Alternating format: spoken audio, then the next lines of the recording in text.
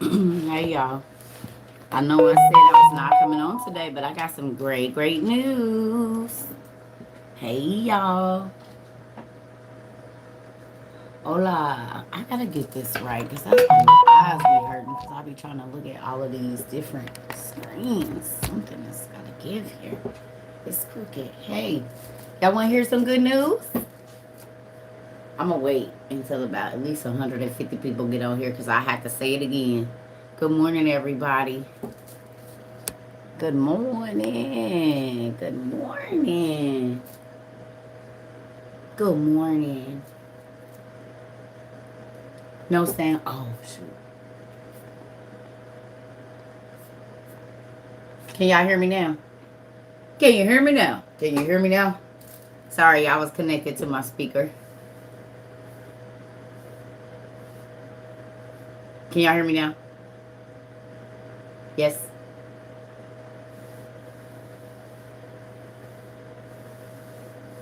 Okay.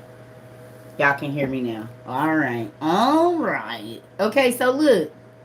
I just got some great news. Who want to know? You knew I was gonna show that face today. I said if something came up and something came up, would y'all like to know what came up? I just got a call from the Urban League in Mississippi. Would y'all like to know what they said? The young lady named Nisha there. She said, Circa, Jackson thanks you and your community. She said, you do not know how much of an impact you made in our community. Not only did you help the elderly, you helped the homeless. She said there was a mother that had just given birth to twins and they were worried about being able to go home and wash herself and wash her babies. So they put packages together, y'all, with the stuff that we sent. I said, y'all still got some other stuff coming. Homeless, y'all.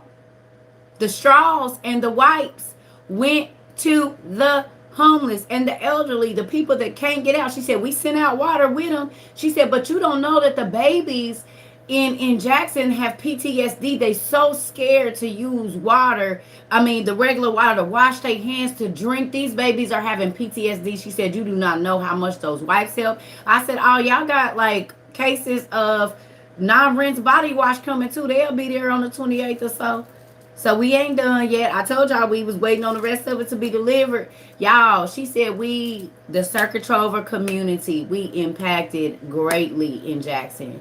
That makes me feel so happy, y'all. Thank you to everybody that gave, even to the people that just prayed. I ain't gonna say just pray.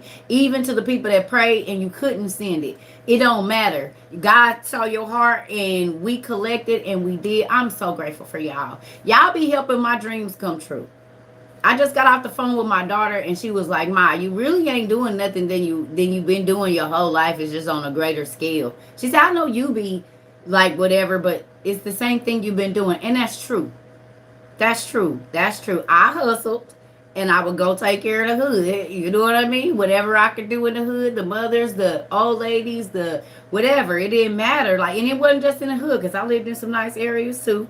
And it has been times when, people that probably didn't expect this face to help them was right there to help. So I'm grateful that y'all give. I am grateful that y'all don't care about helping. Now, like I said, we can't help everybody because now my folks in our family, we getting smart and we're not wasting money. We're just not throwing money around. We are making sure that we are wise with our money so that God can bless us to get more, right?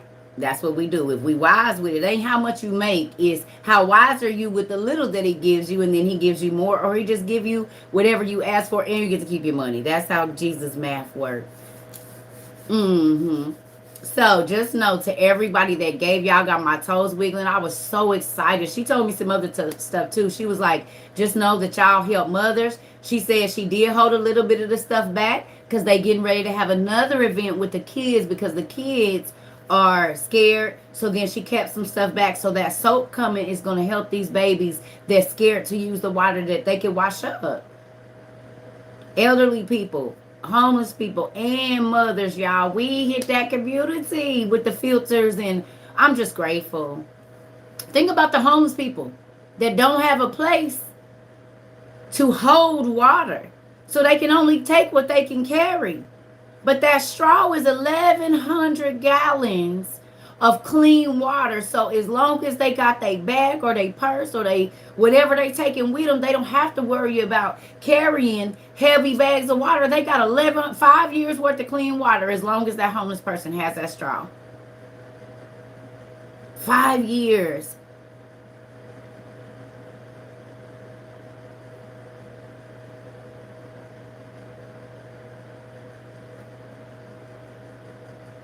Do y'all see how that works? Now, I ain't gonna lie. Not right now, but maybe next month, like we get into the end of but after rent week and all of that, I do want to send some stuff to Flint, y'all. Flint been without water for a minute. Them babies literally was sick, losing their hair. We definitely have to send some straws to Flint. We have to. They was the first water crisis, and we wasn't around, but they still struggling. So them babies is being poisoned. Those elderly people, they're being poisoned. So yeah, not right now. Y'all keep your change because it's rent week. But next whatever, like in the next week or so, something like that, I want us to get together for Flint. We can send them to the schools because I'm sure we'll be hearing from Baltimore shortly because Baltimore got their stuff on Friday. Y'all, we doing it! The Circle Trauma community is making waves around the world. We are making waves around the world. Yes, we are. Woo! Not just around the country, says our friend Mr. Everton. He said, we are making things around the world. World. That's crazy. I don't care if we ain't got 9 million people. Because some people got 9 million people and they ain't talk about nothing, they ain't doing nothing, they ain't helping nobody. But guess what? The Circle Trauma community has went around the world forgiving. It's people in the Netherlands that can say there's a community from America sent them a book. There's people that are in I always say it wrong. Oh, what is it? Trinidad and Tobago or Tobago. That can say they got books from us. You know what I'm saying? Like, we have sent books out of the country. We have sent information. You know, I'm just thinking about how God has allowed us to stay diligent in helping people around the world learn and understand what is going on. We have people that are prepared for disaster. There are people that are in the areas where there's been droughts and bad water that made of I know we had some people in Mississippi prior to Mississippi that went and got their straws. You see what I'm saying? I know we had some people probably in Baltimore before and they had already had their straws. Just like the young lady in Michigan had bought her solar panel thing and then they was without power for 3 days. Like, this be a real thing. Okay, Miss Erica, thank you so much. Definitely need it. And really, I want to send them. I'm really getting big on this, sending them to the schools. So I know for a fact that the children are getting them because parents can go get water. But these babies maybe will feel safer if they can keep that around their neck. And when they go to get water out of a water fountain, they can drink and feel safe to drink. You got an evacuation notice for Hurricane Ian. Wow, where are you? May I do a tour? Y'all want to see my books? They right. It's a lot of them. They not all up here. We got books on the floor and everything. Are you new here? Who's new? I got a video on my thing, but it is a lot more books now. We haven't done that in a while. Y'all want to see these books? Let me put some socks on first because I ain't got no polish on my toes. Hold on, just in case I have to pan down. You give me a second. You just give me a second.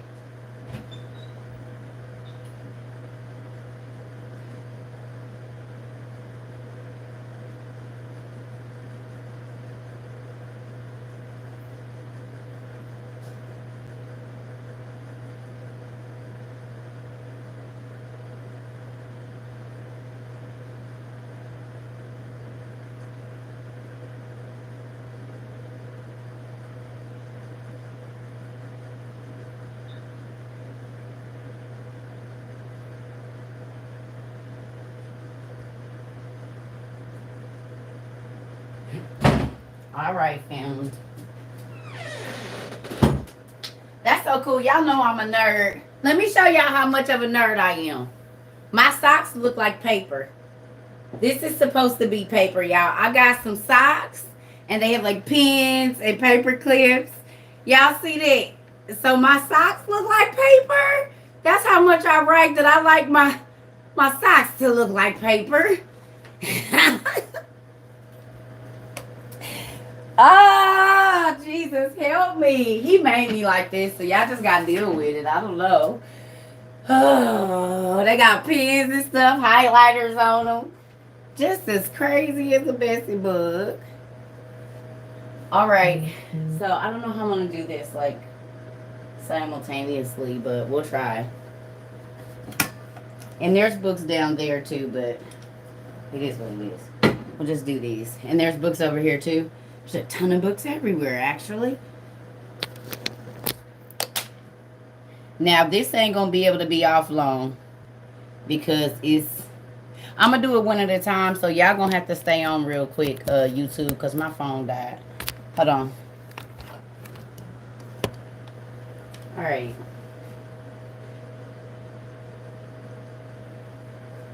Ugh. Okay, so here we have the end of the Nicene and post-Nicene fathers, the land of the Inky, the biggest secrets, Grimm's fairy tales, Dr. Jekyll, Mr. Hyde, Anderson's fairy tales, Western philosophy, quest of dinosaurs, the book on Earth, coinage of Egypt, behold a pale horse, Tanakh, the book of order, the story, the art of war, incredible, so. Yeah, see. I'm not going to say all these names here. Okay, but y'all can see that. These are our Bibles. Ethiopian. This is in Arabic. That's Indian, Smith and Legends, Norse mythology, Norse. Excuse me, the illustrated book of Genesis, and some other Bibles. These are all old Bibles. This is another Ethiopian Bible. These are my two old Bibles. And so forth and so on. So you can kind of see up close a little bit. And this ain't all of them, of course, but it is a nice selection. Uh-oh, wait a minute. I don't know if y'all can see this.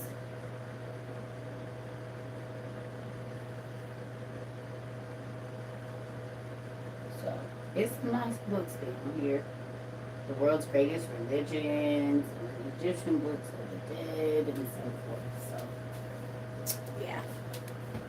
Hold on.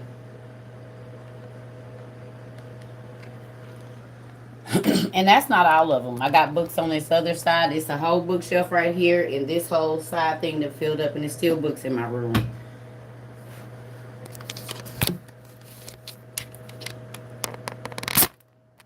Yeah, I told y'all they was forcing them. I told y'all I talked to y'all about that the other day. Hold on one second, y'all. Okay. So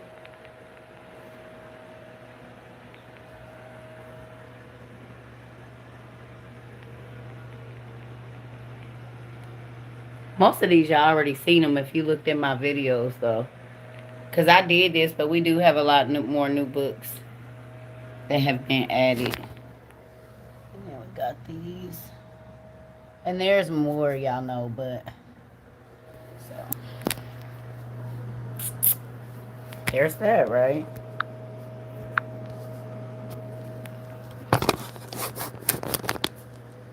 You're welcome. And y'all know it's books down there. It's books in my. It's books everywhere. Books right here. I believe I got 2 books coming. So it's books everywhere.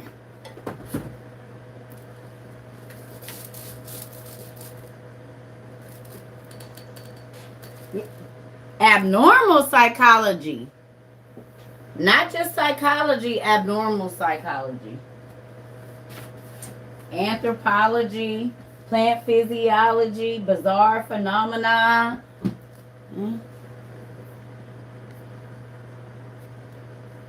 It's not a game around here. Y'all, I'm going to get off and get back on. Just on TikTok real quick. I'm going to get off, come right back. Because they playing again. Hold on. I'm going to get off and come right back on. They keep doing this. That's stupid. I don't know why they doing that. It's weird. And they monitoring my, like, look, now I'm trying to get out. It won't let me out. That's weird. They keep doing that. It's stupid. But, yeah.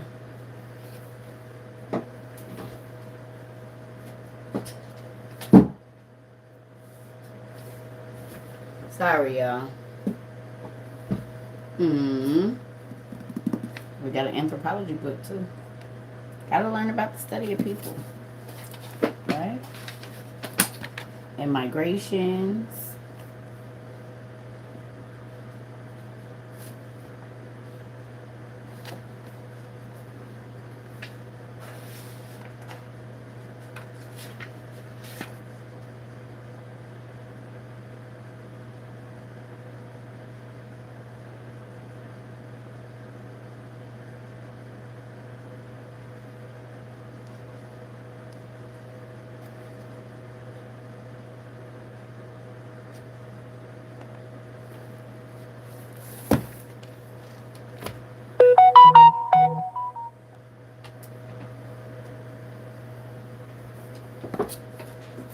They tripping. They doing it. They monitoring my conversation over here. They monitor. Didn't I tell? So who thought I was crazy when I said the folks be watching it? And right after that, they start talking about they monitoring my. I don't need y'all to take no comments out. We want to see all of them. Who's doing that? What book was what?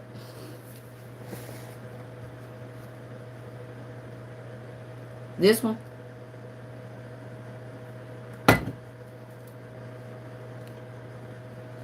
My anthropology book. I used to get these. Y'all can buy these at Goodwill. Y'all know that.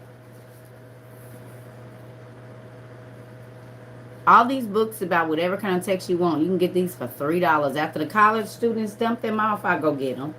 I'm going to let y'all pay $759,652.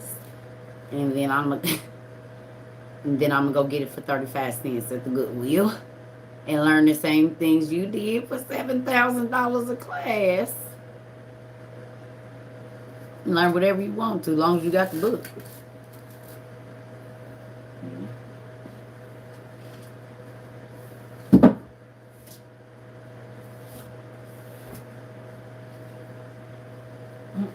What?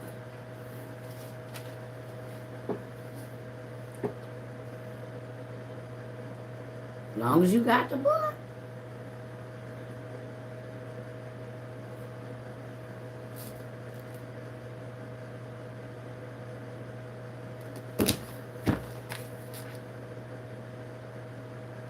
Who remember them? They have so much information. Y'all be sleeping on Reader's Digest. I've been reading Reader's Digest since I could read.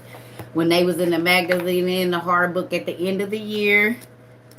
This is smoked it. But that's okay.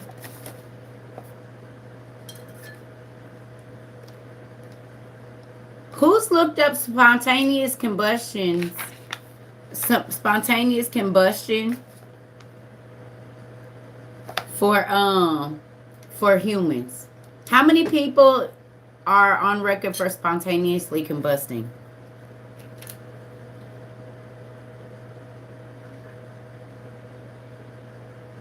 Y'all know?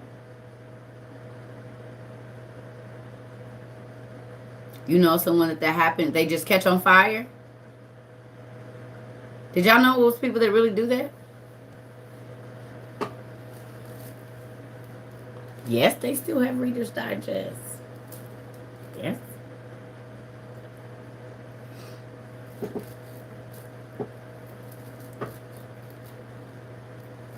Okay. These the people. So all of y'all like, look what's in there. Crop circles. Now, can I ask y'all a question? Would it be crazy if this symbol was one of the symbols that is in the book of Solomon that is magic? Not the one that we read, but the kind of bad book that tells you the spells and stuff. Wouldn't it be crazy if this is one of his symbols and that is the symbol of the angel landing there?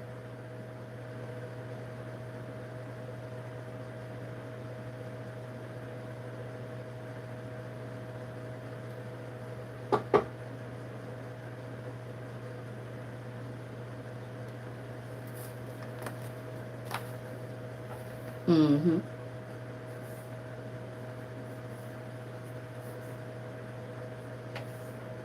Mm-hmm.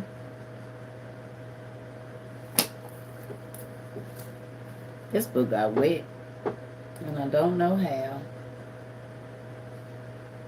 I don't like that.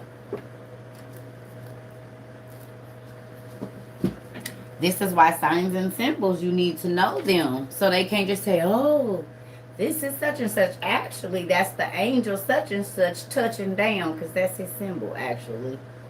Can't fool us.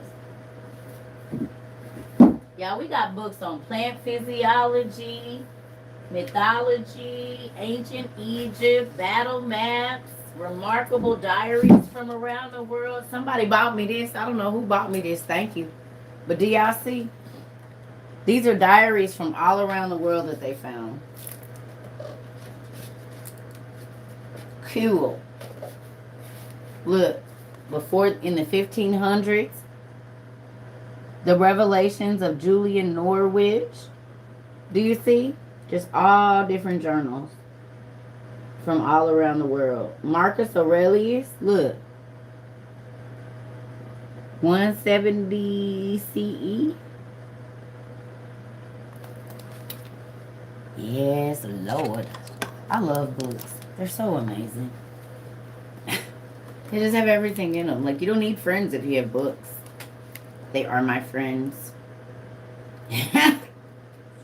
They are my friends.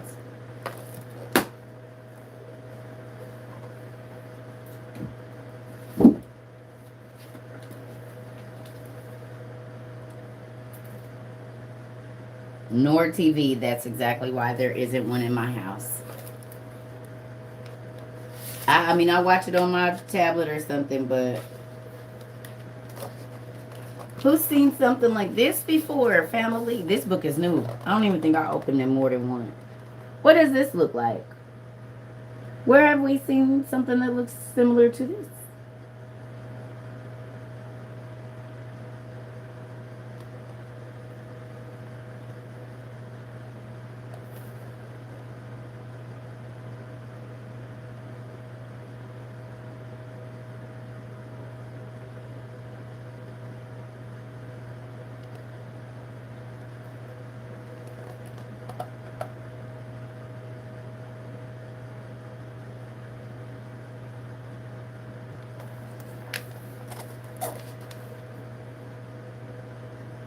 It says Al-Sharif al-Idrisi was a geographer, traveler, Egyptologist, and map maker who produced some of the most accurate maps of his time. He studied at the Great Muslim University in Cordoba, Spain, and is then reputed to have traveled across Western Europe. Few map makers can claim descent from a religious prophet, but Al-Idrisi, who was born in Ceuta at the North African coast, was a member of the Hamudid family, which traced its ancestry back to Muhammad. In the late 1130s, Al-Idrisi arrived in Norman Sicily where he spent the next 3 decades working for its ambitious king, Roger II, and moving among its mixed intellectual heritage of Christian, Greek, Jewish, and Muslim scholarship. He published geographical and medical treatises, as well as making various maps and globes before returning to North Africa. That's pretty cool. Y'all, it be some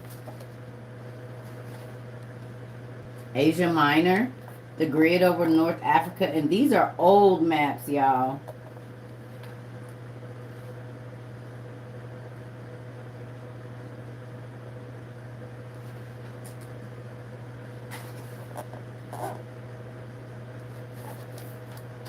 Look.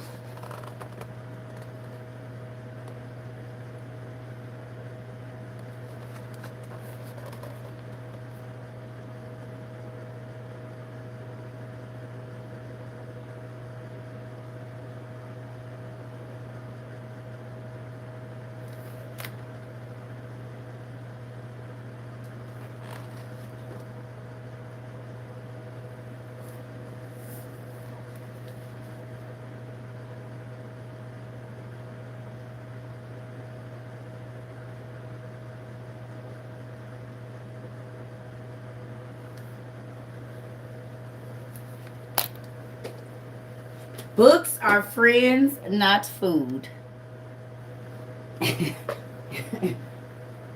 They are friends, not food. Mm-hmm.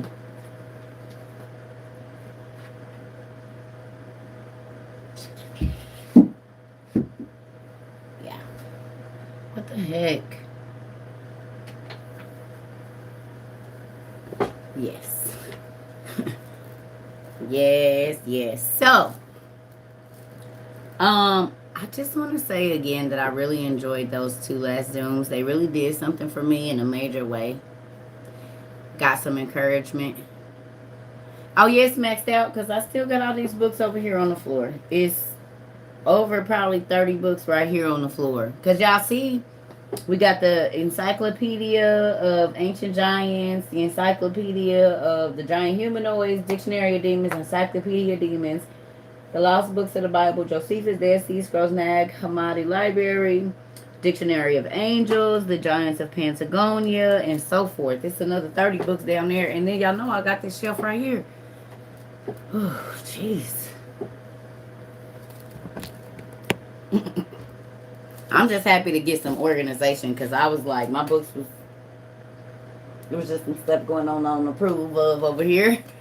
So, when is the next Zoom? I don't know, because those Zooms take a lot of energy. And I'll be worn out. So, I don't know. I ain't even gonna lie to you. It was good. It was very good. We'll do another one shortly.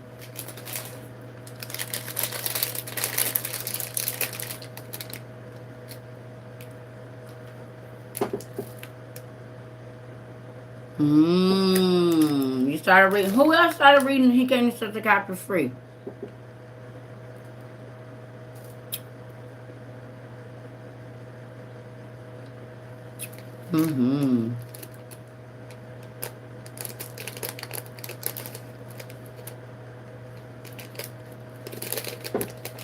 What do y'all think so far? What do y'all think?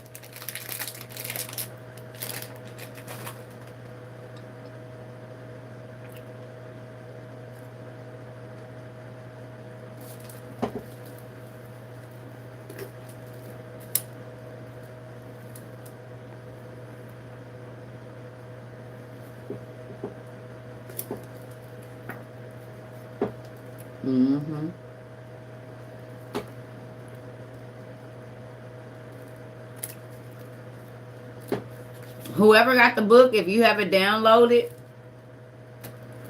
can y'all go to page 66 and look at the bottom?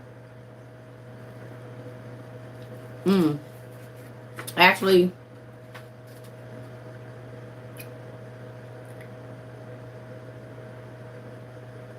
we just gonna read chapter 7. Y'all want to read chapter 7 with me? Even if you haven't got there yet, sorry to skip ahead, but this is the real good. Rocky, all you got to think about is all of the stars and all of the elite. Isn't it crazy that they always got some kind of scandal similar to what we... Okay, and mind y'all, I was like 13 when I read this. 13 and 14 the first time I read this book. I might have been 12. So I was going through junior high school with all of this information. And then I got into the world that I got into and I started meeting stars. And I was like, nah, I'm good. Absolutely not. I don't want nothing that y'all got. Nothing is a peak. I don't want it because I know what it come with. So that's why I was able to look at certain stars and be like, I don't care. I know what you doing behind the... Hey. Yep. Because I got some offers and opportunities when I was in that world. I was modeling and stuff. Oh, I got a lot of opportunities, but I didn't take them. Because I know what you got to give up for that, and I ain't going. So I best mosey on home. And some of my buddies, they went on to be video girls and got some different things popping from, traveled all around the world. That's good, babe, but I ain't, Some of them got married to basketball stars and all kinds of stuff. I don't care. I don't want no part of that. You can keep it.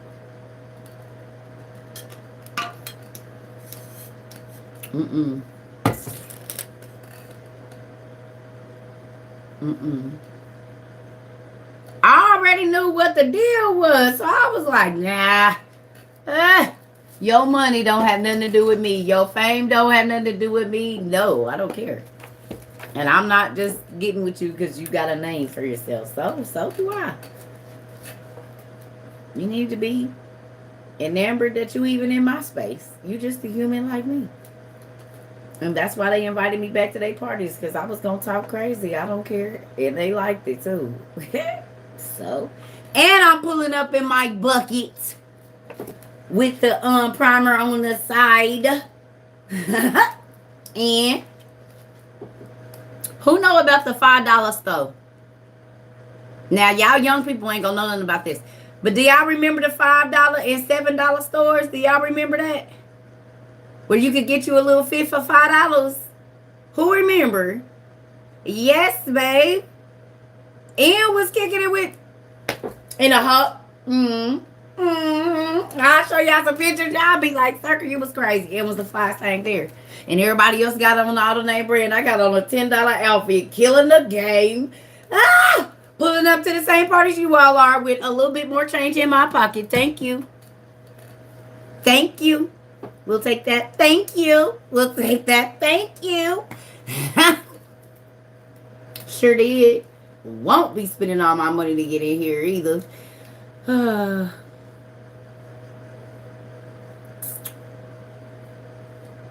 Yes. Yes. I did not. That's why they used to like me though. Because I was not about to get in here in front for y'all. I'm about to be me. Yeah, I'm about to be me, and if you don't like it, don't be around me. I don't care if you famous, rich. I don't care. Your heart be just like mine. The same way. I don't care about none of that.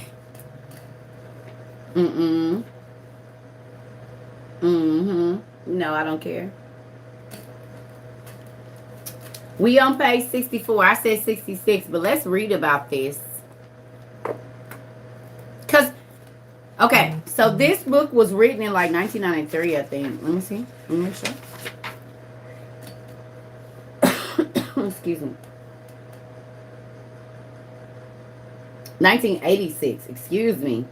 So it was originally published, and dang, I was only 6. So yeah, I probably did read this around 11 or 12, because I already knew about it in junior high school. So yeah, I probably did. Dang, it was probably 1992.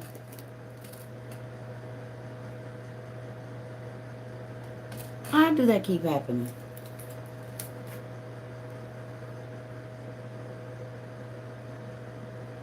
She was going to be in a rapture again. Just leave it. Just leave it. Just leave it.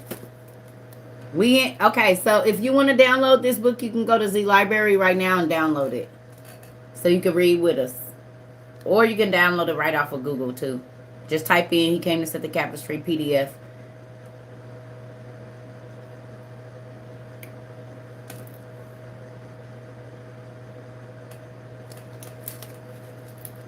No, discipline within the brotherhood. Oh yeah, because y'all might have a different version. 64.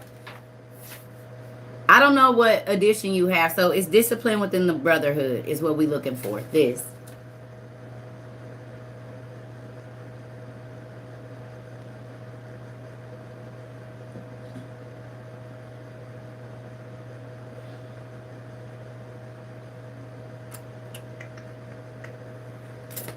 Okay. So it says X is going to be for relations. Okay? We're just going to say X, but we're saying for relations because it's talking about certain things, okay? All right. So X for the others in the cult was free and easy and just about all the time. Also X with children. Y'all see that? Also X with children.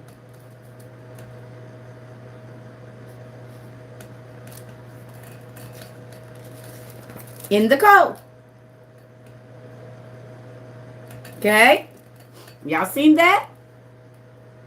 Okay.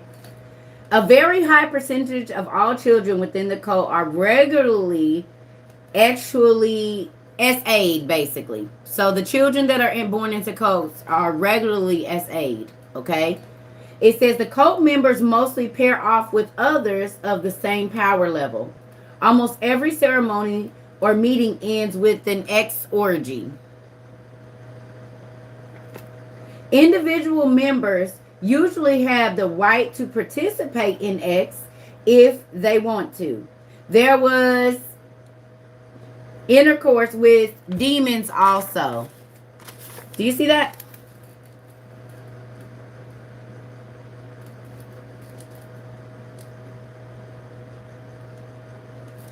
This is what goes on in the Hollywood Hills family. This is the Hollywood Hills, the Red Shoe Club, all of the scandals about the stars and the babies. This is it right here. So you got to think. This is what I'm telling y'all. When I started getting introduced to people wanting to take me certain places, no, I don't want to go. Because I read this at 11, 12, 13 years old. I read this. So I already know what's up. Y'all got me messed up? Nope, sure don't want none. And when my daughter kept asking me to go to Disney, we would drive downtown and we would drive right by. Baby, it's packed. I don't know where it is. We came down here. I didn't lie. You signed up for your audition, but I'm not ever selling you off to Disney. Believe it or not. Won't be doing that. We drove right down and you can see Disney auditions. And I'm like, yep, they full, baby. We can't get in there. But mommy, she get all dressed up and everything. We go down there. Just didn't so happen right when this get ready to be over. Darn it. Took too long to get you guys down here.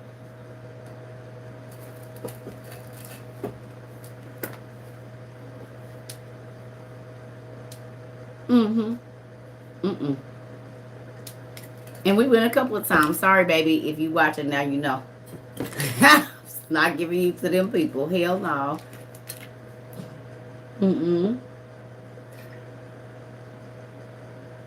And my kids, they got, they probably got what it takes, but no.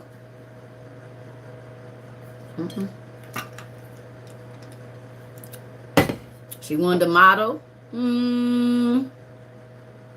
That's even worse. Yeah. And look at what all is going on with Disney and exploitation. Yeah. No. Nope. Yep. And I was a grown model and I watched what they did. Parents would send their kids to these photo shoots. These little girls will be 15, 16 years old, and most of the photographers are pervs. They are. Most of the photographers that shoot these young girls are pervs. The first thing they do is offer you alcohol. Even I was young, they didn't know I was as old as I was because I look young. So they thinking they sneaking me alcohol and they don't know I'm 25 already. They thought I was like 18 or 19 years old. I'm grown. I got whole 4 kids. And y'all on this crazy stuff. And I can see how if a person wants it really, really bad, they know the people that will do anything. But bro, no, I'm not doing that. Oh, well, you might not get into the shoot with me. I don't care. I don't care. They will exploit your children. They will put them in the room with predators. No, I'm not about to be like, no. Anyway, moving on. So with that, nah, man, listen. And they always want to have you come late like they've been busy all day. No, you haven't. You have me coming here, and then they try to come because they know parents are tired. Mom, you can go in there and be in there and just relax. We got the TV in there, and nah. I used to be, I'm telling you, I did a thing with super shoots. I was 25. Most of these girls wasn't. They was under 20-something years old. And nothing against that thing, but it was a lot of parents that wasn't there. These girls was there by themselves. The parents was not there.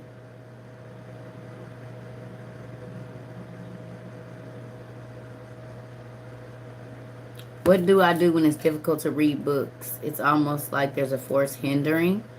They have audio books. Get it on audio. Or they have a lot of this stuff like on YouTube.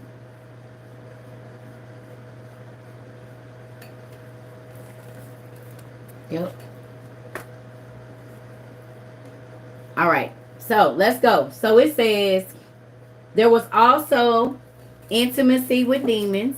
Demons that could be seen and heard and felt in a physical manifestation. Demons that could be heard, felt, and seen in a physical manifestation. Now, we know that Lilith been one of the Lilu has been speaking to old boy Stacy and whatever his name is, moving stuff around in their house and all of that.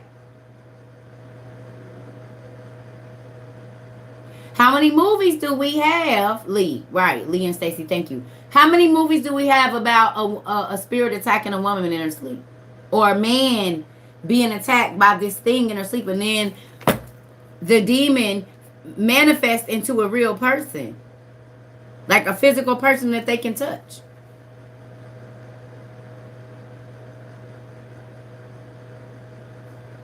I think that just come from nowhere. Good morning.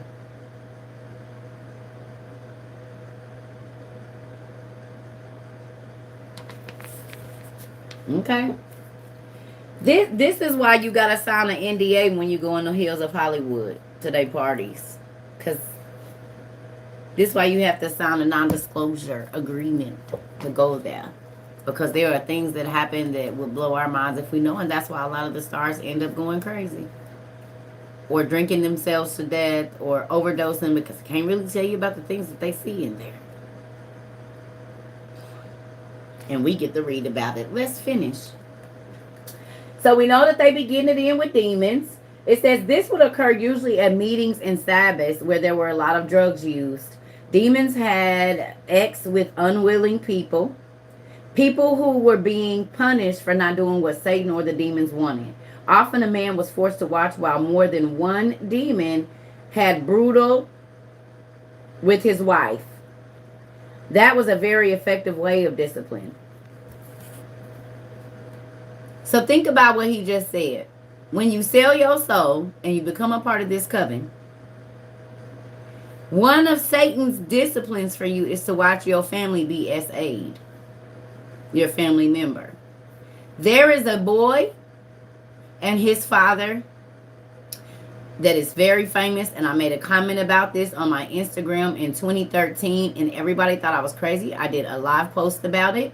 Everybody thought I was crazy, and then right after this baby went a whole different way from where he had been, and God showed me in a vision this man watching his son be abused. And then the baby went the whole different way. Right at, it wasn't even 6 months before that. I mean, after that.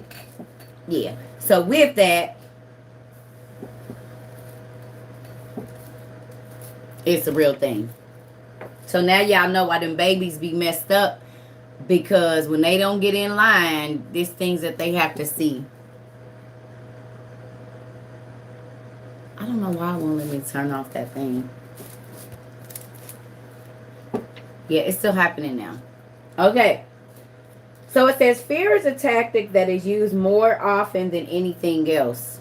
Fear of death, fear of having your family tortured in front of your eyes. Family member, something happens to them, eyes skyrocket to stardom. Random car accident, random shooting, die on a surgery table, and then all of a sudden I'm super, super famous.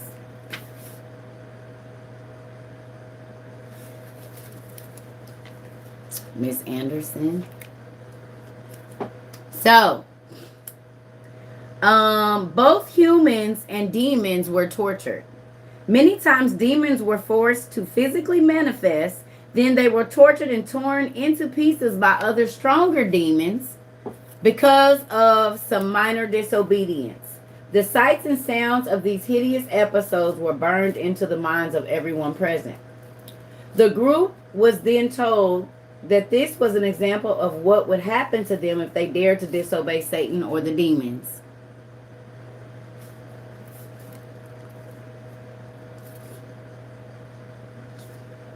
During many ceremonies, especially the high ceremonies in which sacrifices are performed, demons often took on physical human forms. I'm going to highlight this.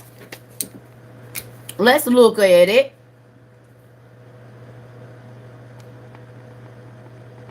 It will not let me turn that off. That's stupid. I'm going to pull this pen out for the next time that comes up. Hold on, let me see.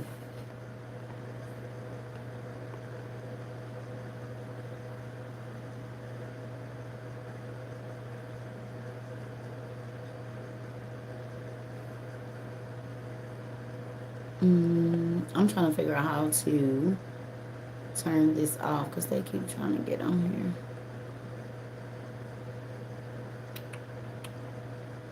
I don't know why it won't let me do it. So they're forced to manifest. But I want to show you something. Hold on.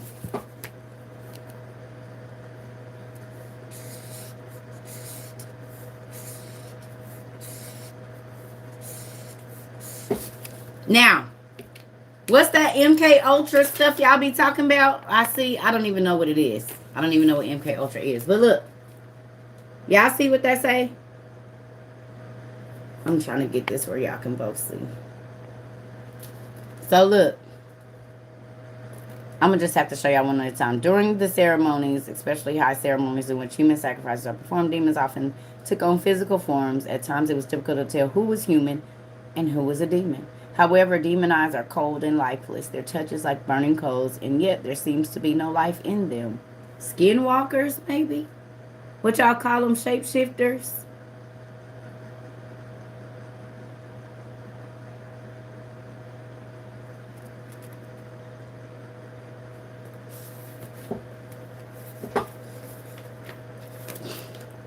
Torture of loved ones, especially children, is also a favorite tactic to ensure absolute obedience. They torture their kids. Parents are forced to stand and watch as their children are beaten to death, brutally SA'd, or stripped of their skin.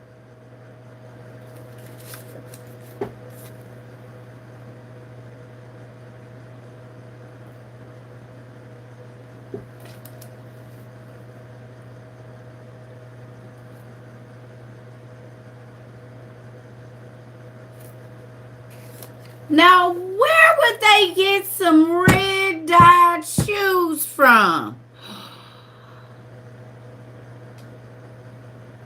What's the name of the club? Where they strip kids of their skin? and make shoes out of them?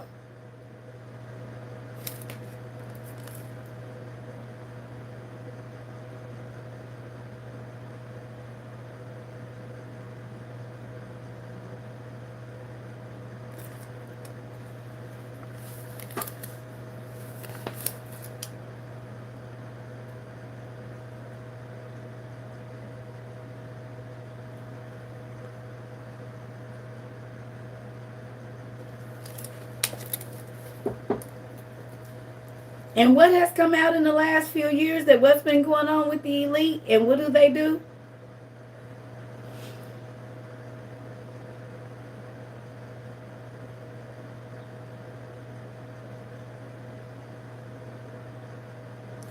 Shall we go on? And y'all wonder why I'm the way I am with my kids. Yes, because I read this when I was 12. Moving on. All right. It says, if the child survives, the parents cannot take him or her to the hospital because they will be thrown into jail for child abuse. Did you hear that? Did you hear that?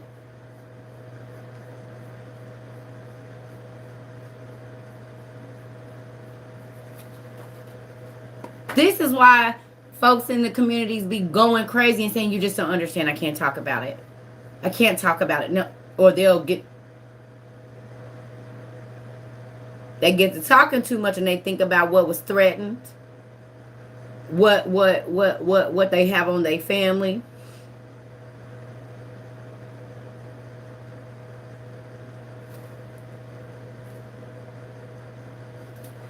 No, you ain't going to Disney, girl. Absolutely not.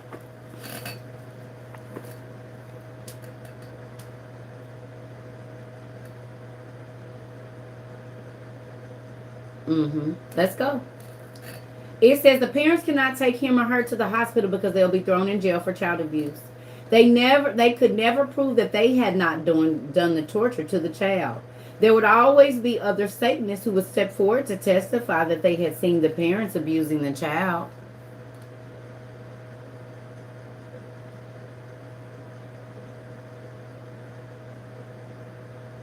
Did you hear that? You can't prove that you didn't do it, and we got some people that will sure say that you did. So what you gonna say? Who you gonna tell? That's why I said, honey, it ain't never been that serious. My mama knew what she was doing when she had me read this book young. She knew probably what life I was about to go live. Look, it says, the doctors within the cult will not care for them either. The doctors within the cult will not care for them either unless the parents can afford to pay an exorbitant sums of money. So they won't even do it unless you got the money. So there's doctors in the Satanist cult, but unless you got the money, because it was a whooping, this what's going on.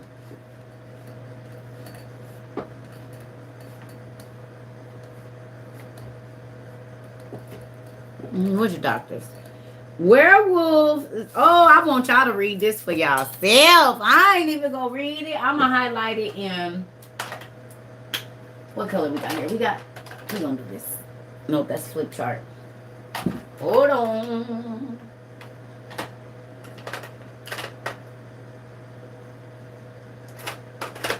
See if this pink work. Yep.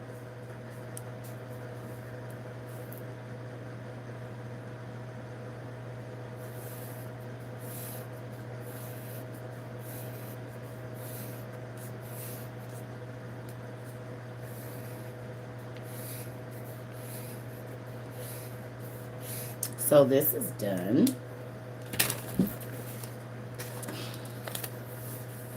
See this right here. This page. This page right here. It says, another favorite method of discipline is sacrifice. Always there is a time of breathless horror or fear just before each human sacrifice. as every member of the congregation waits to see just who will be sacrificed. Many of the sacrifices are people who have been disobedient or who have tried to pull out of the cult. Right? That's what it says. That's what it says right here. And then at the bottom of that, you can download this book right now. You can download it. Just type in "He Came to Set the Captives Free" PDF on Google or whatever you use, and it's gonna come up. Or the library. But look what it says right there: werewolves, zombies, vampires, and other were animals do exist. Now I'm gonna stop that right there. This was written in 1986. I'll show you something.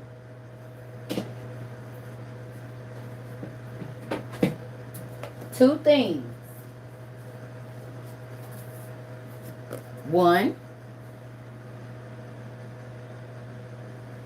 being Babylonian and Assyrian, the incantations against the demons, schools of vampires, hobgoblins, ghosts, and all kindred evil spirits which attack mankind. Kindred meaning all of the demons and the monsters that was created in Enoch, right here in Enoch 7 or 8.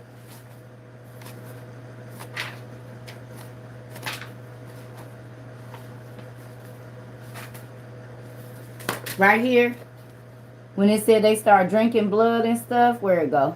Oh, right there. See where it says, and the giants. So the giants turned against the people in order to eat them, and they began to sin against the birds, wild beasts, reptiles, and fish. And their flesh was devoured one by the other, and they drank blood. That's where this started. But we also know that in ancient Mesopotamia, there were monsters, goblins, and all of this stuff. Well, this says so as well, because guess where this is at? Guess where this came from? Assistant in the Department of Egyptian and Syrian Antiquities. So, the people in the antiquities of Egyptian and Syrian history, which is ancient Mesopotamia, said that there was demons and vampires and goblins and ghosts, and they're all kindred evil spirits. Well, that would make sense because these monsters' souls, a lot of them were eternal because their dads were the watchers, the fallen angels. So then when they went into the animals of the field and made all these monsters, okay, they're still showing up around here as reptilian peoples. And all of the other goat half being that people see and all of that stuff, they still here. So when I see this Encyclopedia of Giants of Myth, Legend, and Folklore, then I absolutely know, and we done went in here and looked up names too, and they all be showing up on clothes and businesses and stuff still to this day. Oh, who knows what bruja is? Who knows what bruja is?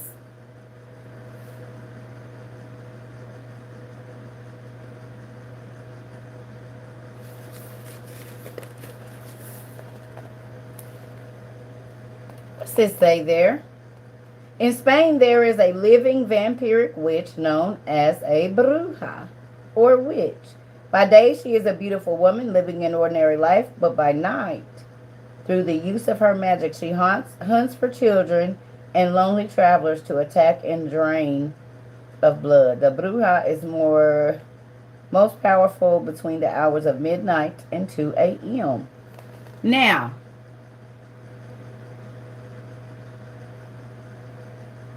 y'all know where I'm about to go. Y'all already know where I'm about to go. Because we just talked about this last night. I'm about to bust y'all head. Boom. Because we just talked about it, didn't we? What's her name?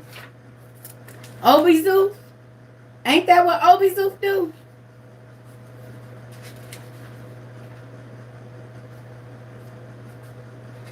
She don't drain their blood.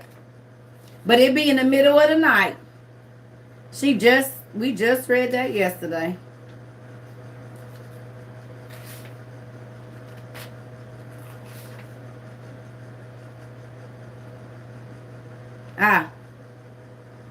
Right there.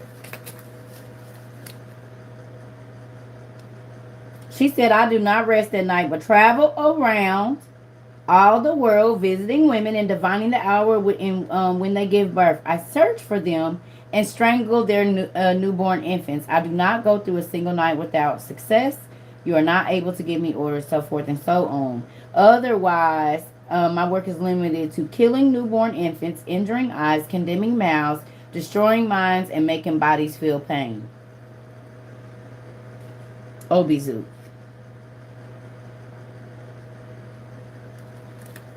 And then we found out it's a thyroid medicine. So in the Testament of Solomon, she strangles. And then our medical community went and named a thyroid medicine after Obizu.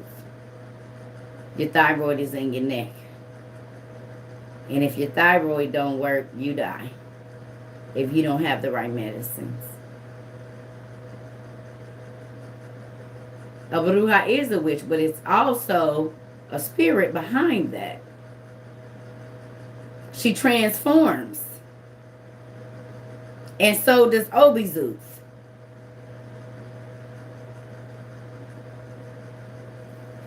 She doesn't, that's not all she does.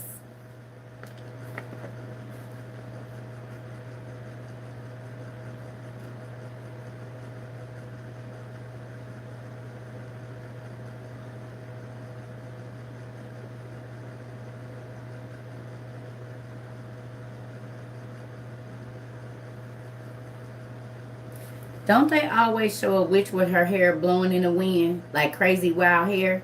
Anytime they show you a witch, ain't her hair normally always like crazy, kind of standing over her head a little bit? Right? Did y'all realize that that's what Obizu's hair looked like when she transformed? Did y'all go see that? She comes with disheveled hair. Every time the crazy witch lady be running at somebody, her hair is all crazy. And she flips on them. They always think she's this beautiful lady, but at night, under the guise of darkness, she transforms into an evil. Yep.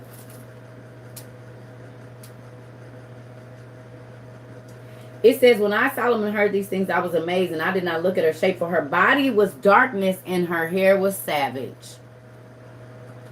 Messy.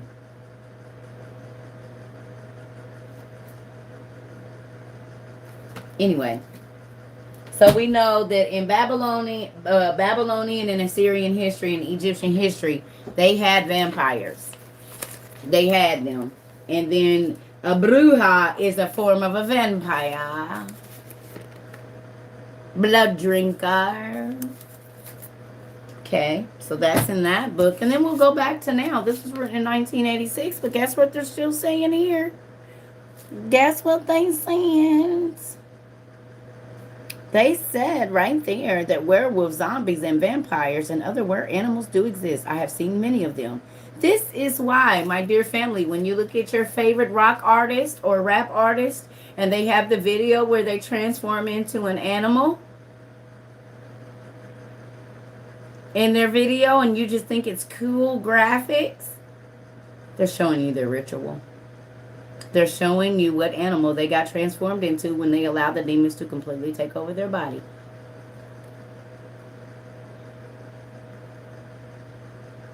That's their spirit animal. And if you want to know more about it, you can read it in this book, Reading Rainbow. I can go anywhere. Take a look. It's in a book. It's Reading Rainbow. Mm-hmm. Yes. Ain't that what they do? They give you. But if you want to know more, you're going to have to go to the library and get it yourself. Yes, yes. Woo, never knew Reading Rainbow was going to be your favorite thing, did you? Did you? Oh, Sally's down there at those libraries. She thinks she's better than everybody because she wants to learn or something.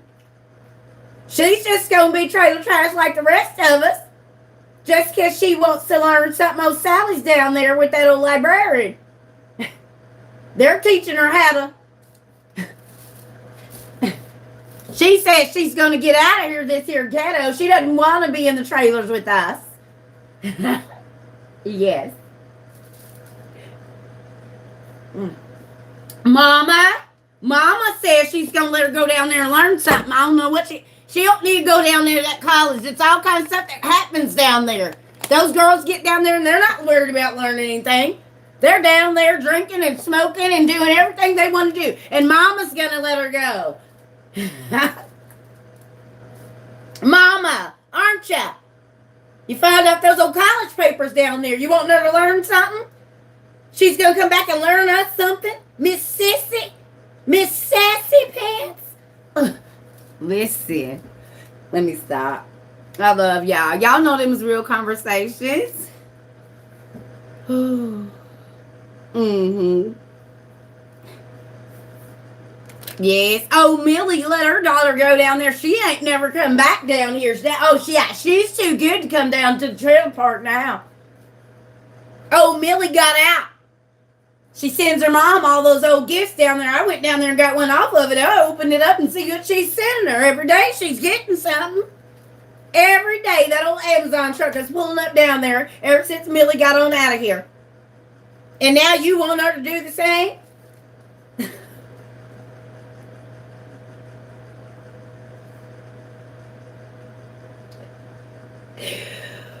Ooh, it goes on in the black community. So she thinks she good. She done got into an HBCU. Her mama's still a drunk. What's she thinking? Because she done got her a new car, she better than somebody. I went to community college too. She is not the only one with a degree just because you go off. She down there sending Miss Bernard and packages. Girl, I went down there and got one because I wanted to see just what she was going to think if she done got out the hood. Girl, you ain't out the hood because you got a new car and got a little degree, girl. But let me go down here and see what she done said, Miss Brenda. Because every day the Amazon truck pulling up, it's the same conversation. Say I'm wrong. I remember when she couldn't even pass the test in second grade. They had to give her an A. Now she going to college. Girl, ain't nobody fool. She probably took her A to school with her. Really, you can't just say this baby done made it out the hood and no. So Millie and Bonquisha gotta stay right there, huh?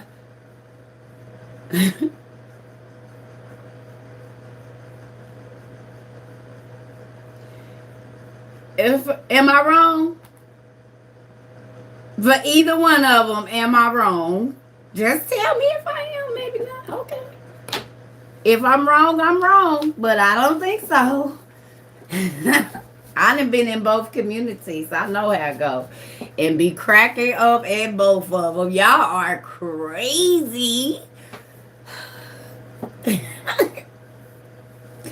Yes. Grandma, tell her mama used to be a drunk. I think all of them drunks, ain't they?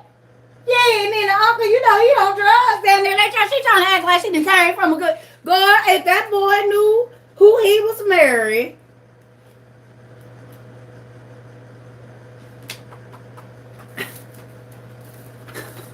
Listen. Stop it. Telling all the business you ain't got no business telling because you ain't got no business. That's what's going on. You ain't got no business, so you're going to tell everybody else. You said my white side and my black side down pat. I done been around both, I'm telling you. Cracks me up. Oh, I got my Spanish folks too. I used to be in there and they... Listen, when I tell you I done had to work a little bit of anthropology and sociology, I done been in so many different types of family dynamics you would not believe. Listen. I done have friends. I always seem to be the token black friend. In my Asian communities, in my Indian communities, in my all of it. I be in my Spanish communities, in my white communities. I'm the token black friend. Well, you're different. You're not like everyone else. You're different. I don't know. We just love you. We just, yeah. You're different. You just don't act like the rest of them. No? No, but you're okay. You mean like my brothers and my mama and my cousins and my uncles and stuff? No, I don't act like them. Okay. Well, I mean, your name sounds like them and everything, but you're just, you're not like them. You're different. I trust you around my kids and stuff, and yeah, yeah, I would definitely come to your parties. Why are we even having this conversation?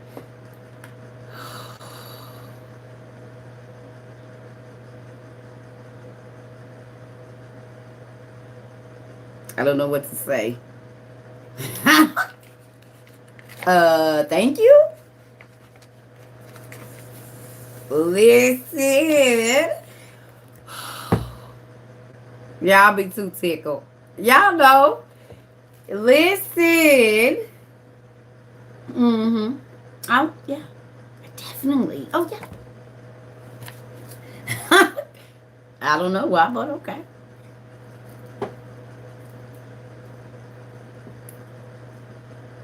So, listen. I have to listen. I ain't gonna lie. I got some white folks that's different, and I've said the same thing. Like I trust you around my kids and stuff, because we can't act like the same prejudice that this prejudice thing goes across the board. I don't care what nobody say. I was raised in a small town where we was taught. I'm gonna be honest. The black people in my family taught us not to trust white people. And then my mama sent me to all, like pretty much like all white schools. But in our reality, we were taught not to trust white people. Did y'all know that? I don't know about y'all, but I, 35 years ago, was taught not to trust white people. I'm not lying. I'm dead serious. If they call you to the car, you don't go. If they try to get you to go in their house, you don't go. This is the stuff we was taught. So then we can't really get mad that white people teach their kids the same thing. Because in our reality, Spanish people teach that. Japanese people, Asian people, Hindu, we all do the same thing. And it's only because we don't know the other people. And then it's so funny. Because when you go and you do, y'all be best friends, can't take you apart. So you done kept yourself from learning somebody who probably could end up being better to you than a person in your same race or same ethnic thing. You know what I mean? Find out you fighting with your family, but it's the black lady across the street that'll be your ace boon coon. I mean, we don't know. I shouldn't have said that. That wasn't a good. Sorry. Take that, roll that back. Well, let's not call folks schools, but y'all know what I mean. Your ace, what I mean. Y'all know. I wasn't trying to throw that out there like that, but you know what I mean. I'm just saying. We all been taught the same thing in reality. Not to trust people that don't look like you. And for very valid reasons, on both sides maybe. Who knows?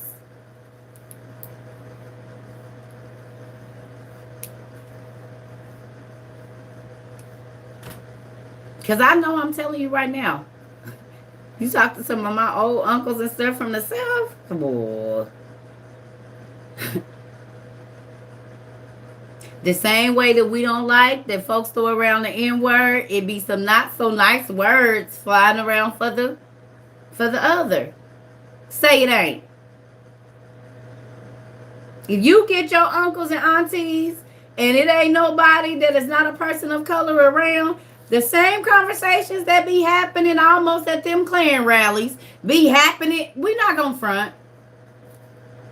Tell the truth.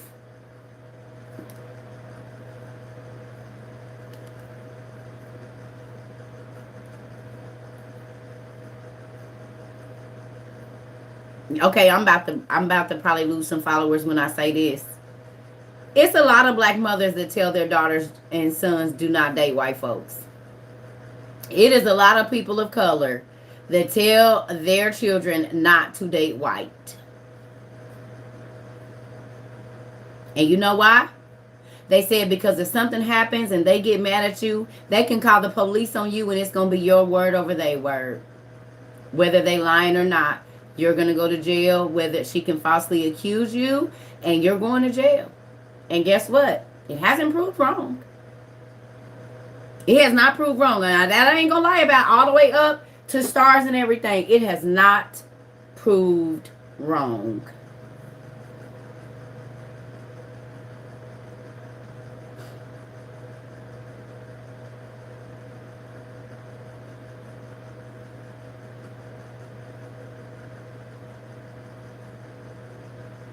It hasn't. Because there are still women that are lying on black men that did not do nothing just to get their bills paid. Ain't never even met the man. So then for real, not saying it ain't black women that's not doing it because y'all want some new stuff too. But I'm just saying.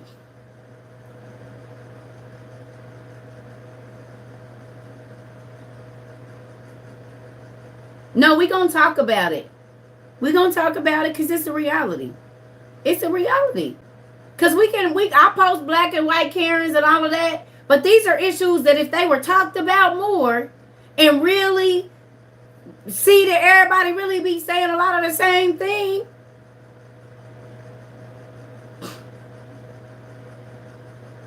We hate on each other for telling our kids the same thing. It makes no sense. You tell your kids don't date black, and we tell our kids, some of us, don't date white. Or out of your race, period. Stay over here. Make your kids over here. Keep it pure. That's what we say. Well, the white nationalists, that's exactly what they saying too.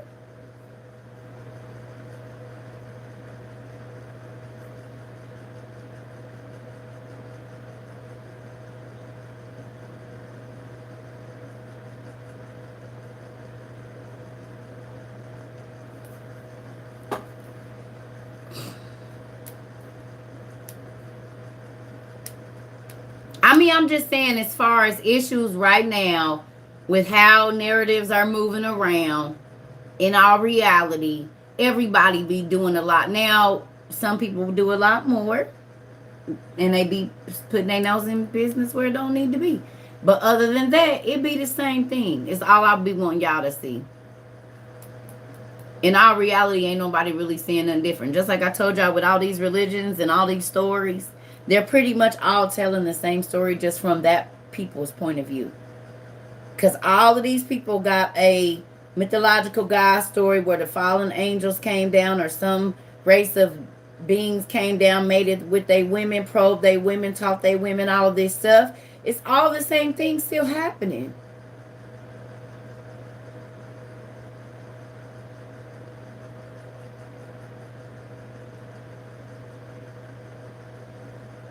And it sucks that it has to take for a baby to change people's minds.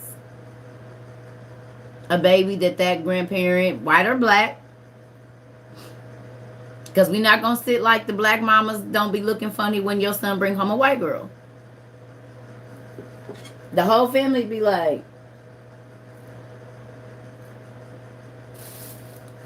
hey girl.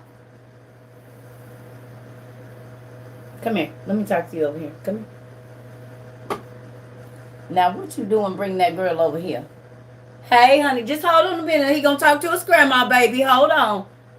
And here come all the aunties. Like we can't see y'all creeping through the back door in the kitchen. Now, listen. You make sure you write down everything. You call us when you get around. You do this, you do that, and you make sure that you keep a record of everything you do. Cause now you know now. All right, now give grandma a hug. I love you. And watch your back. I mean, say we don't do it.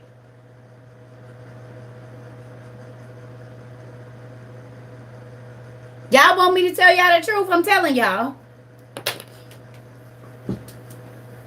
That's it. And it shouldn't have to be disclaimers either way.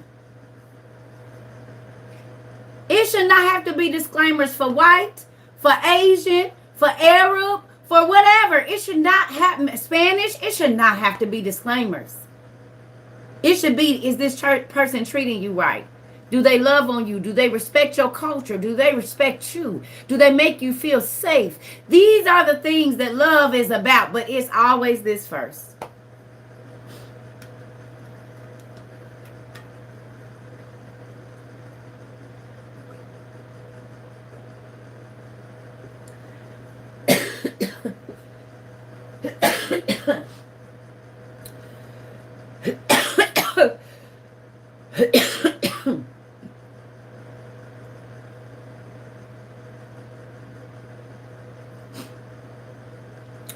A lot of people don't realize that people date out of their sex and their race because they were hurt by somebody of the same. There's a lot of white women that were SA'd by their whoever, and every time they see that person, they see that family member, so they don't. They go get a black dude or a Mexican or, Spanish something or whatever, Asian, and vice versa. There are women of all colors and men of all colors, okay, that have been SA'd or have a very bad experience with a person, and every time that they think about being with their own or whatever, they see that person. So you can't necessarily tell a person why they shouldn't, because if someone with the same did something to me that is so detrimental that I can't even see it when I'm just trying to pass it, you can't tell me what I need to do for my own healing. Exactly. I'll be right back. Sorry, y'all. Y'all know I slept with my window open last night.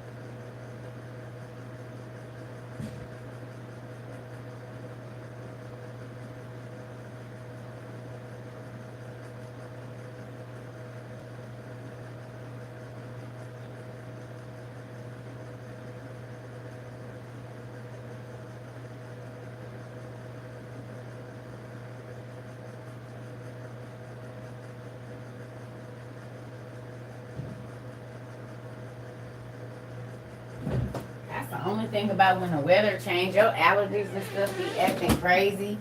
Cold, hot, cold, hot. It's nuts.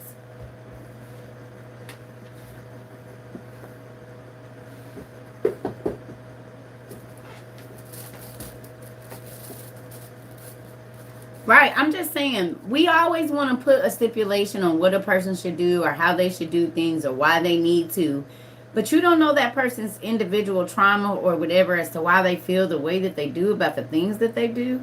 So we can't always try to put people in one basket. You don't know what somebody's experience is. Yes, I do feel like that.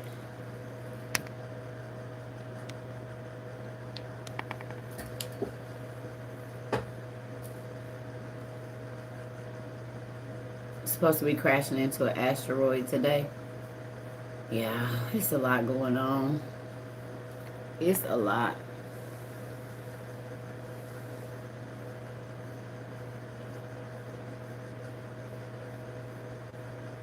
Yeah, it's all right. You can always go back and watch. We just been talking. I'm just saying, y'all. But I do want to finish this because I'm about to go eat. I just wanted to hop on really and tell y'all what Mississippi was doing. And we've been on an hour and 24 minutes. I was supposed to be on an hour. So I'm going to read this to y'all and then I'm going to go eat. Because I really just got up and got moving around. I just helped you see something about yourself that nobody else ever could. Oh, that make me happy. Girl, we here for the revelation, honey. You get growth with revelation. If you don't deal with the stuff that's in here and in here, your life gonna stay the same. It don't matter how much money you make, if you get married. See, people want to look like they got it. But when you come over here to the Psychotropic community, we deal with the real life issues so your life can really get better, not look like it's better. Like not put you in more debt so you can make people think you happy with all the stuff that you have. We're going to deal with your childhood trauma. We're going to deal with all of that. We're going to deal with sickness, disease, all of that so that you can actually get better. So when you go outside and the sun is shining, you can actually feel it because it's not dark in your mind and dark in your heart. You see what I'm saying? Because you can look like you got it all day. But when I talk to you, I'm going to know if you just, this is to cover up what's here. And God said, I'm not worried about the outward appearance. I'm worried about your mind, how you think, your thoughts, your well, what's the word I'm looking for? Your intentions. Your intentions. Why do you do the things that you do? Are you doing it because you're evil? Are you doing it because you're good? Are you doing it because whatever it is? You know what I'm saying? Yeah, that's what I'm here for.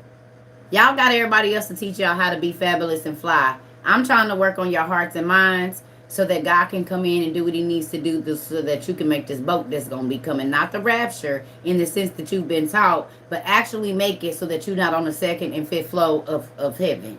Because everybody going, just what flow you going to be on. That's the issue. And you can fake in front for your friends and for your spouse and your children, but you lying to God. Because he trying to fix you. And you just keep getting more depressed because when things come up for him to fix you so that you can bring it up, process it, and get it out, you say ain't nothing wrong, and you push it back down. You see what I'm saying? You push it back down. So then you never deal with it, and you teach that mess to your children. So now it's a generational curse. No, we're not doing that. Because when you don't deal with your heart, you can only give advice from that hurt place. You can't give advice from a place of healing. So then you're only spewing out more sickness. You're literally infecting people with your bitterness. Because you didn't heal from it, so don't give no advice on it. If you're not healed from a situation, don't advise nobody. Like, I can give advice on marriage because I'm not bitter about my marriage. My whole marriage was not horrible. It's just when a person won't learn and I understand relationship and you don't, then there's always going to be a disconnect. And I don't believe in pouring money or time into things that don't work. That's how people get and they be bitter and snapped and this and that because, I just got to stick into it. Says who? Did you ask God if he wants you to be in that situation? Because now if you're constantly depressed and under the weather and irritated, you can't be free to minister or witness to nobody. So the devil will, and I'm not just saying marriage, relationships, jobs, trying to hold on to a house. You trying to hold on and make it look like you got it instead of downsizing, being a happier person, being able to spend more time with your husband or wife, children, and investing in the things that really matter because y'all got these big old houses, but y'all don't ever even see each other unless y'all doing something for the internet.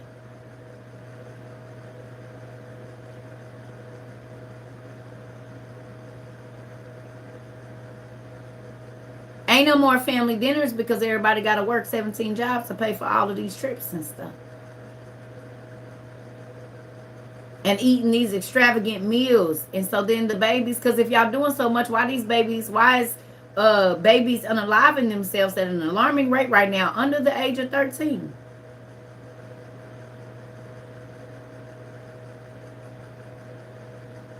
Thank you.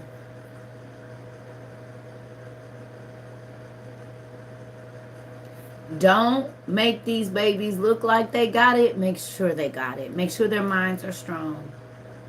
Y'all don't even know. I had a conversation with one of my children today. And for the last couple of days, she's been saying, Mom, thank you for working on our minds more than our outside. I've been hearing that so much from my kids. Thank you for working on our minds instead in how we treat people and teaching us about sowing and reaping. Because they 19, 20, well, about to be 19, 20, 23, and 25. Now, don't get me wrong. They know how to throw it on and whatnot. But my daughter just braided her hair. She like, Mom, thank you for teaching us all of these, how to cook, how to manage money, how to, these are life skills. The babies is fly, but they don't know how to fill out an application. They don't know how to manage money. So if something happened to you, your baby now got to put themselves in a situation because you didn't teach them. They was fly though.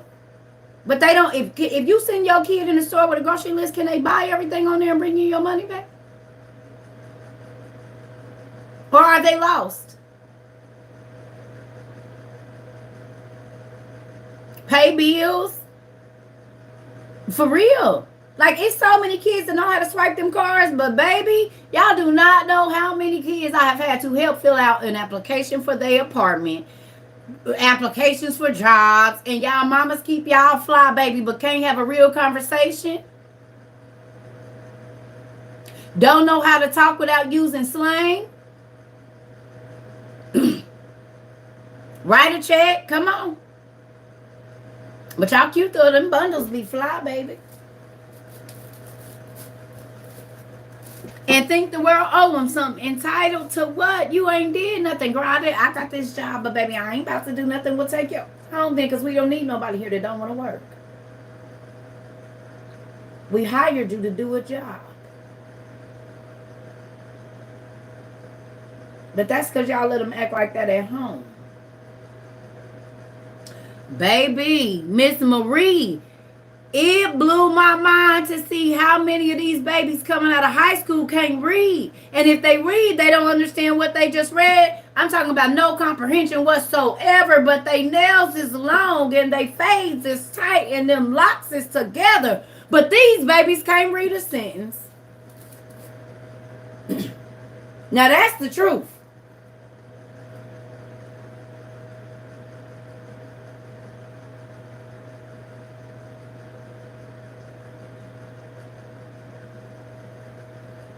That's ridiculous. Y'all got Apple computers in the schools, and these babies can't. Because y'all know the first thing I do when I meet somebody, I'm handing them a book. Here, read this. Sounding out words like they in the 4th grade and they just graduated high school.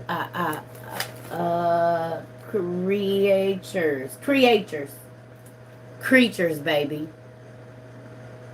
Creatures, not creators, creatures.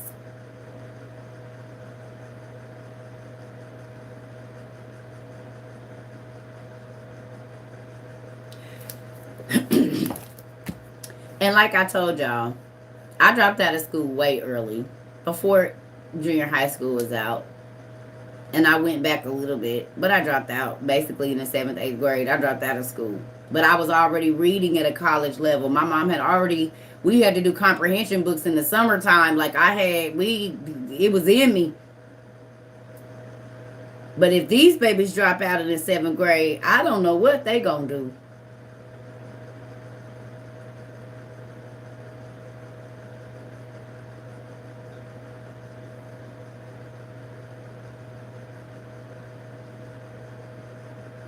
I dropped out of school early, but what that mean? Nothing. Because as long as you got the tools, you can get to the information, but they not even giving them the tools. Because how you going to get the information if you can't even read? But they have $10,000 proms with Rolls Royce trucks and $7,000 dresses. And nails that cost $5, $6, $7, $1,000, but baby, you can't even read the contract to get the car.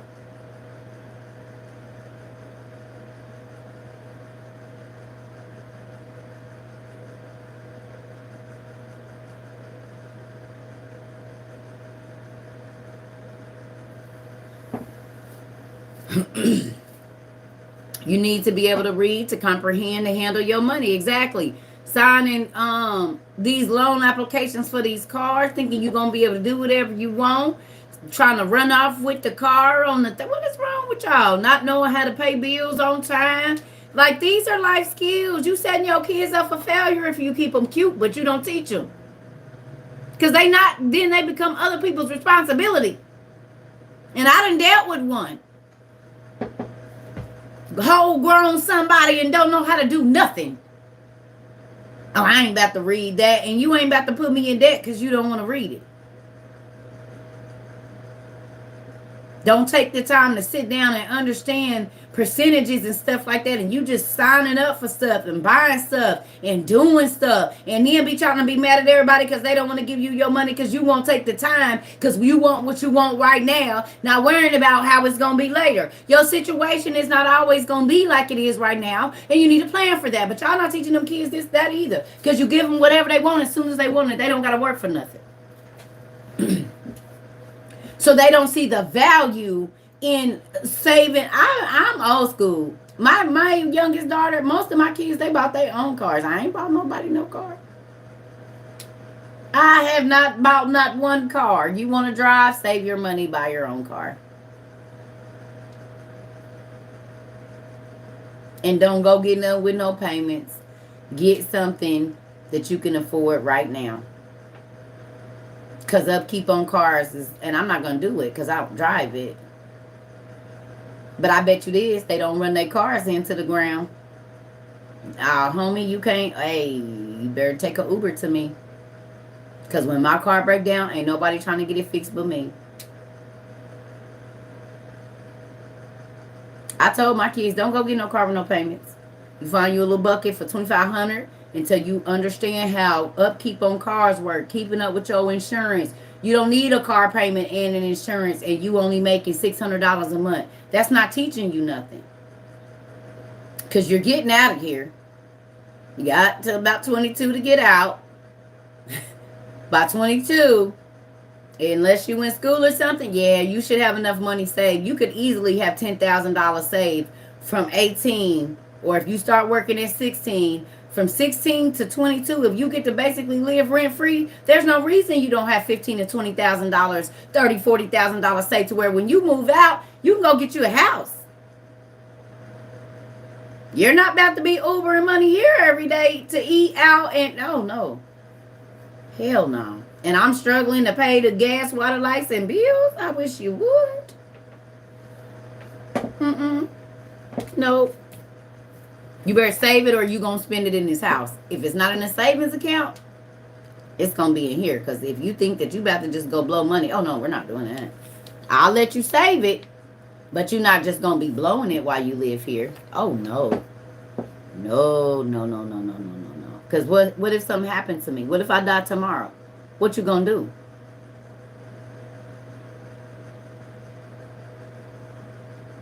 I could leave this house and be gone. What will you do? How many kids have had to go live with a parent or thrown into the foster system and they knew nothing about nothing and they were at the mercy of the people that was taking care of them? Then they get thrown out of the system at 18 and they out here homeless because they don't know. And didn't nobody teach them.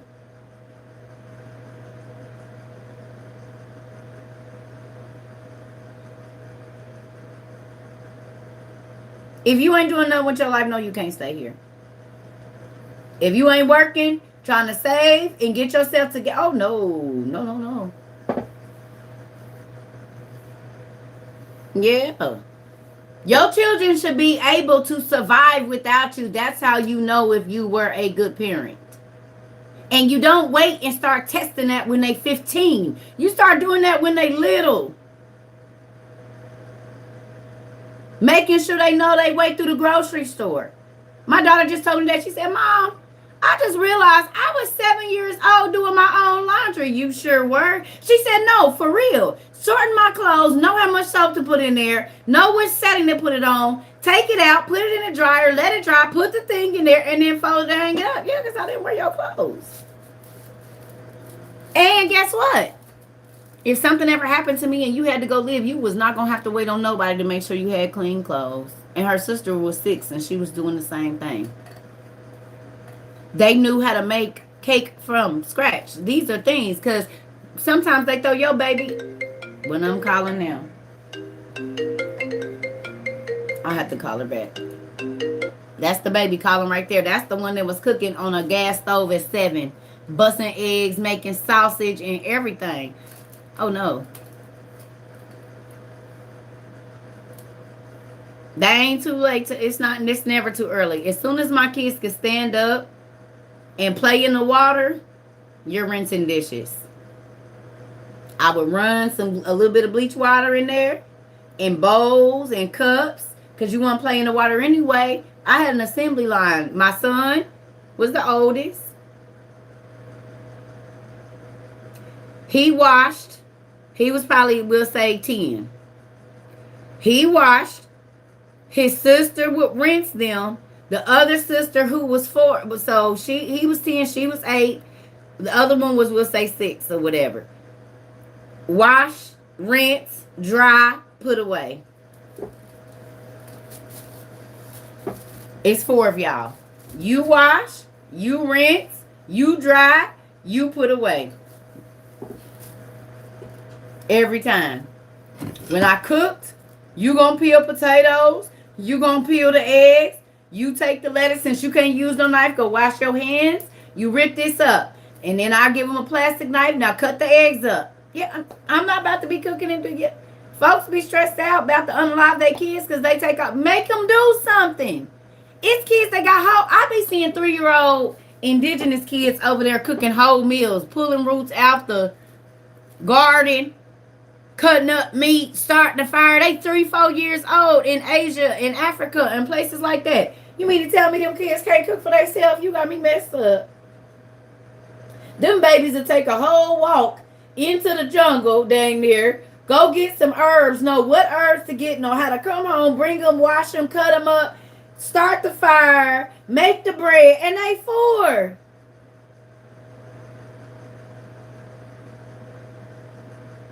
And your kid can't even make a bologna sandwich, and they 12.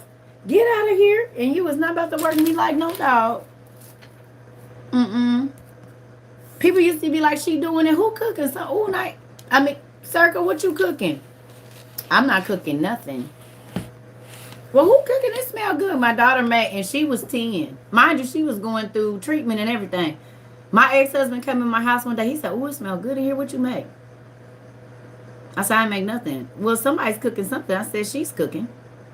He said, what is she cooking? Baked chicken. I think she made baked chicken, Cajun rice, something and something else, and a cake. He said, what? It's not my day to cook. She was 10 or 11 going through treatment, and she was still cooking.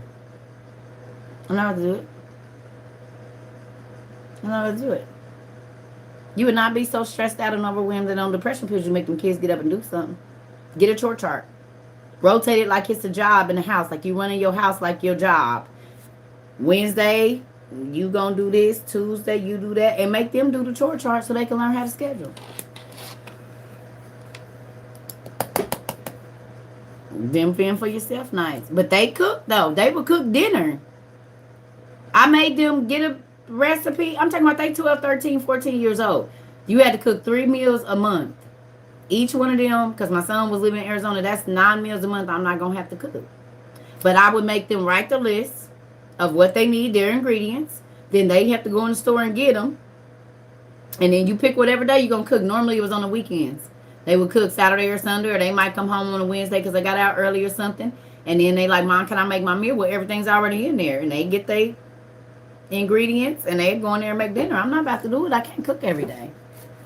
I could, but I'm not. It pays off in the long run. You're right. Because, like I said, when I left Indianapolis to come here, my baby was going into her senior year of high school. But I left right before. I left in May. So she hadn't even finished her junior year of high school when I left. Her dad don't live there. She moved in with her best friend. And she was working. She had just bought her car. She had just got her license. Like, and she didn't held it down. She about to be 19. She graduated high school without her mom there for her last year. Worked full time, 40 hours a week. Got her own apartment 3 months after she started school, and they about to be in their apartment for a whole year. And she'll be 19 in a few days. Real life. But I try to prepare my kids to live without me because I don't know what's going to happen. We can get sick, be in the hospital. You know, and I'm not saying I was a perfect mom. Actually, I got a lot of flack for the things that I was teaching my kids because people said I was putting too much responsibility on them. But we don't never know when we going to go, and your kids need to understand life. You don't know what's... None of them people during COVID thought that they was going to leave their kids, and they did. One boy, he was in Georgia. He lost both of his parents 3 days apart, and he was the only child. And he was only like 14.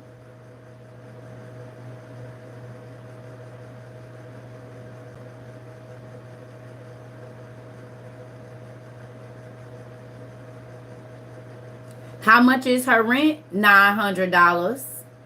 $900 and something. And she has her insurance, her phone bill, their internet, groceries, plus all of her needs that she needs, and she do all of that by herself.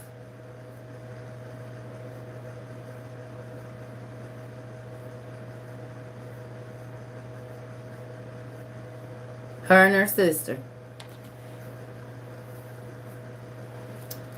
I've been teaching my kid. You might have missed that, Miss Marie. I already taught them that. They was doing data entry and all of that when they was little.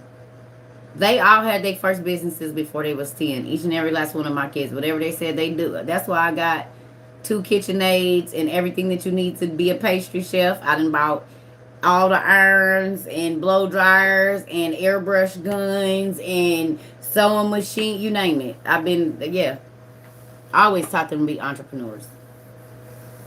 Always.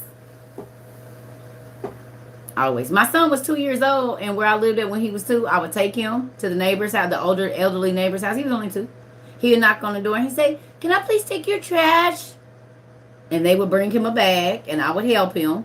And I would take him to the trash, and I throw the trash, lift him up, let him throw the trash in there. They'll go back, they'll give him 50 cents or $1, and he had to take home and put it in his piggy bank.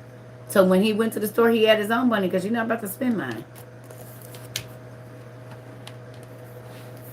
You're not about to spend mine, but I also taught my son to work for his money because I don't want you stealing from nobody. When he was in the 2nd grade, he would draw pictures and people would pay him $1. And now he's a whole artist and he's still getting paid to design clothes and all of that.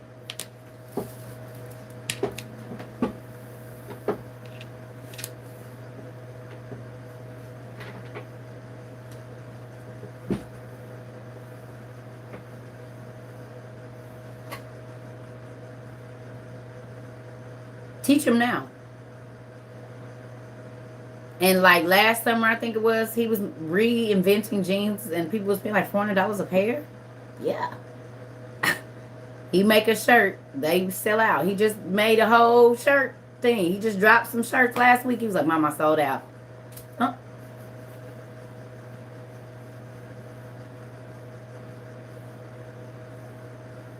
And I'm not bragging or anything. I'm saying my kids have been through a lot of stuff, but I didn't hide life from them so that they could understand it. We try to hide our kids from life, and then when they got to go out and be in life without us, it breaks them down. Don't hide life from them. Show them how to navigate through it. That's our job, is to show them how to navigate through it, not avoid it. Navigate through it.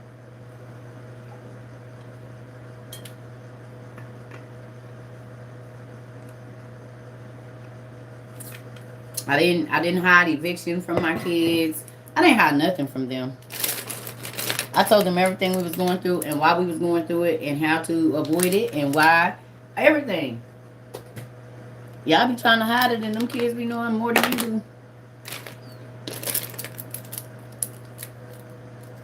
Yep, they be knowing more than you. So, I'm about to go eat, but yeah, talk to your kids.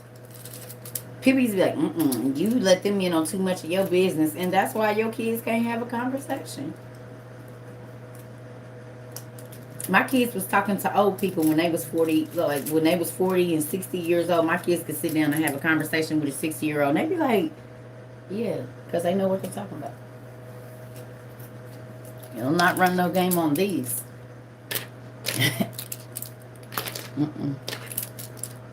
Because who does the world attack right now? Who's under the most attack right now? Children. And they're so trusting. They haven't been taught about character, to listen to their stomach if it makes them nervous, if a person makes them scary. We'll tell them, oh, you got to go on with... No! Stop teaching them to go, because then that's where even when they get in the car with a stranger, they feel crazy. But you've taught them to go against that. So then they don't know when their heart is being fast or when they get nervous to not go with that person because you push them into that.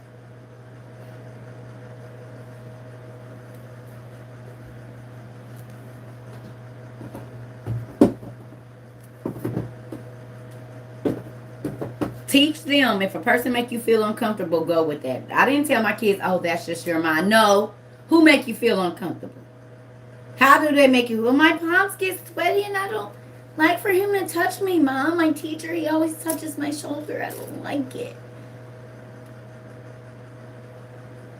They got the same intuition you got, but y'all teach them not to listen to it. Because they babies and y'all want to call them liars all the time. No, they don't be lying. They be trying to tell you what it is and y'all don't listen.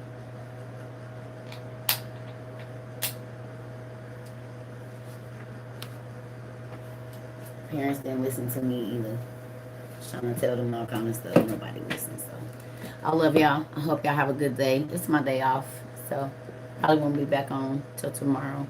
But I don't know. I might get back on late. I don't know. I might take tomorrow off. I don't know. I just need to eat so I can figure it out first. I'm definitely gonna go take me another nap though.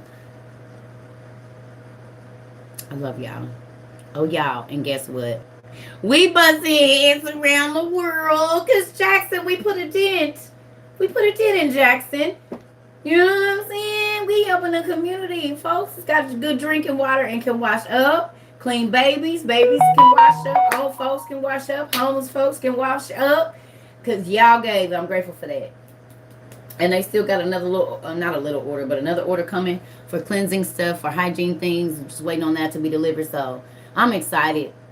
We got some really good news. For some of y'all that wasn't here, we heard back from the Urban League, and they are so thankful. They said we did our thing. There were so many people that were able to be blessed with clean drinking water. A mother had just given birth. She couldn't go home and wash her babies up. They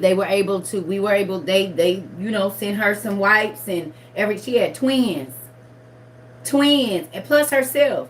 But she was able to go home, so if she's making formula, she can do what she need to do with the straw or whatever. They send them home with water, but even when there isn't none. So y'all don't even know. We doing our, and mind you, the stuff got to Baltimore, so it's 400 something that's going there. You see what I'm saying? So it's a lot of communities and a lot of people that are going to benefit from y'all kindness. And from y'all I was so excited to hear that. And she said there's still enough for another event that they have coming up for the babies and stuff like that. So I'm super excited because they said that these kids have PTSD.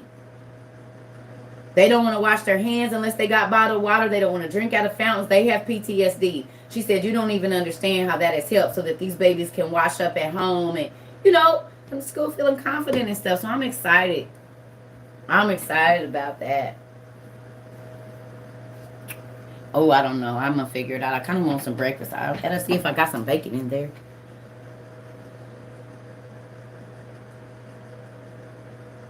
It's a lot of rules and regulations, y'all, that God did away with, and people hold on to what makes them feel good. We would have to do more of a different, we have a nonprofit organization.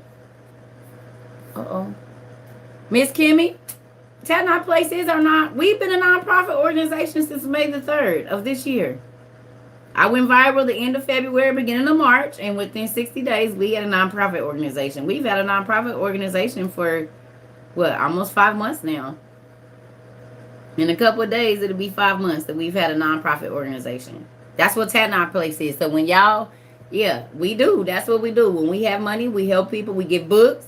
When we have the money, if we can assist with utilities and things like that, food, if we have it, that's what we do. Yep. That's why I said when people come on here talking crazy to me, over 90% of the money that has been sent to me since I went viral, I give it away. Except for what I need to pay the bills, like the Zoom and website to host certain things and stuff like that, I give it away. And just think, between Baltimore and Jackson, there was like $13,000 sent, and all of that went to those two communities. And that was just in a period of like 12 days that y'all did that or something like that. That wasn't even a long time. So you have to think about it. I've been doing this since February.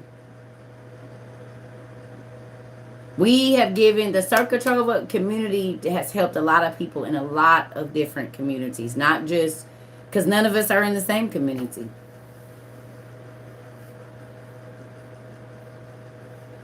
Yep. Books and all sorts of things. So I'm grateful. Yes, I'm grateful. But you know what I get in return, Miss Grace? I get our class that we had on Saturday and on Friday and Saturday. Do y'all know how blessed I was? That's why y'all might have thought I was faking. No. Them tears, it still tears me up when I think about it, because it still tears me up just thinking about how y'all lives are being changed. And not just in the United States, not just in my neighborhood, not just in the state that I live in, but all around the world. That makes me feel some type of way every day. I cry every day. To know that these grandbabies, to know that these little babies are going down in Jesus' name and they're listening on their own. Parents are not forcing them to come and listen to the crazy TT Circa.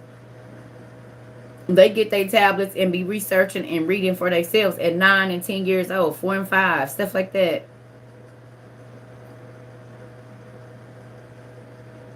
We got y'all. We sent them out. Yeah, I just went on and sent everything to the Urban League, and I couldn't get nobody really, like organizations, like there was people, but I just went ahead. I looked up the worst hit area for the water in Baltimore, and I sent it to that school. Like they listed the schools by like how bad they were in the area where they lived in, and so I just sent it to the worst hit area for the water crisis. I sent it there, and it was almost 400 students, I think. So between the elementary school and the junior high school, because I guess it's one school to get like both together. So it's like, I think she said they got almost 400 students, and we sent big boxes of those straws so that each student can go home with that 1,100 gallons of water, and it takes out the E. coli and all of that other stuff. So if nothing else, they can have clean drinking water. It's okay. God pays my bills, Miss Nicole. He do. God takes care of me. He do. He do. He makes sure, like, the things that I want, he allows other people to send them to me before I can even ask. So that's why I don't care, because he does it. I mean, I do what I need to do, you know. Yes, yeah, I really am the crazy auntie. I am, Pumpkin. I am the crazy auntie, and sometimes I be the tipsy auntie at the parties, and I'm gonna dance, and I'm gonna twerk at the family gathering. Just know it. I'm that. If y'all seen that one on where they was like, something, mean your baby daddy, something, and they had the dude, and he had the robe on, and she was with him. Yeah, that's me. That's me. That's me. That's me. Baby, what you got over there? Auntie, we ain't got the, I got my own. Don't even worry about it, baby. I want y'all little stuff. Baby, I comes prepared. Move on down. And let me know when the kids is coming. I don't need y'all little stuff. I got some my own, honey. I don't want none of that. Y'all stuff be having y'all folded up on the corners. You keep that.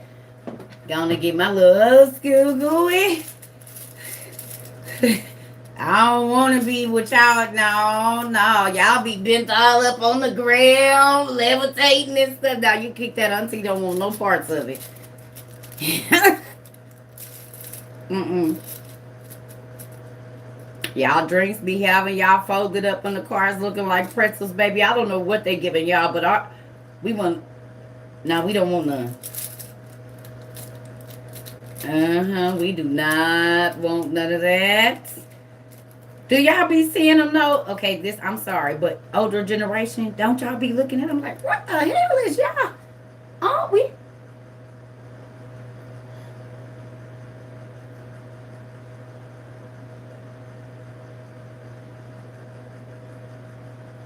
I know y'all be looking at these young people like it is not that serious to be out of it. Cause I be scared for them. They be looking dead. And that's funny because they be like, I'm dead. No, yeah, I can see that. Cause I don't know what. Y'all still got y'all can't talk, you can't walk, your feet. And how level? What is that? What did you take? I don't want to. What is that that got you doing that? I'm like, whoa, baby, you was just. You alright? you okay? Cause I ain't seen no.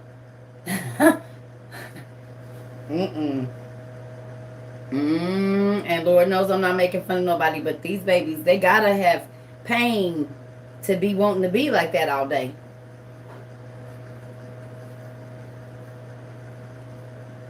Something's going on.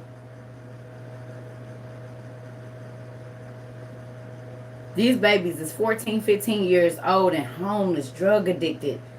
Parents, what's going on? It can't always be the kids just wanting to be out. Did they want to tell you something and you didn't listen? Because it's a reason they don't want to be in that house. It's a reason they don't, or they want to be just completely numb.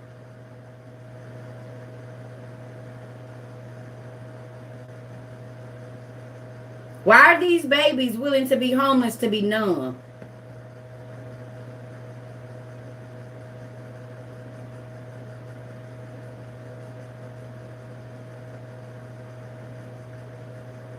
Addiction comes from not wanting to feel something. So what are they not wanting to feel? At 13, 12, 10, 14, 15, 16 years old. What are they not wanting to feel?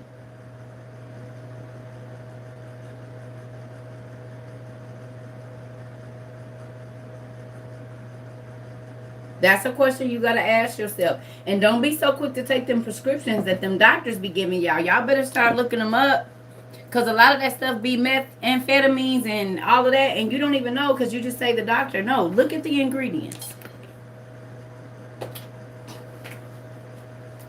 Start looking at them ingredients because I told y'all. Most of the ADHD medicine is meth. I don't know who knew. Y'all know that, right? It's a form of meth. Most of the ADHD and behavioral medicine is methamphetamines. And then they say, oh, we don't know why they're hallucinating and talking to people that are not there. Yeah, that's why them babies be paranoid and stuff. Tripping, spazzing out. Go look it up for yourself. Go look it up. I'm talking about you giving my 2-year-old baby meth? Are you crazy?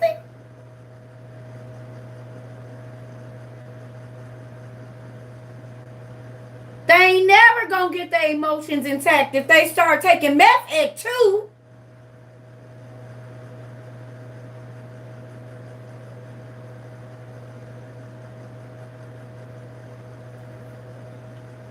And y'all just keep upping the dosage and upping the dosage and upping the dosage and upping the dosage and upping the dosage and then wonder why these babies be 16 and shooting up. You've been giving them meth their whole life.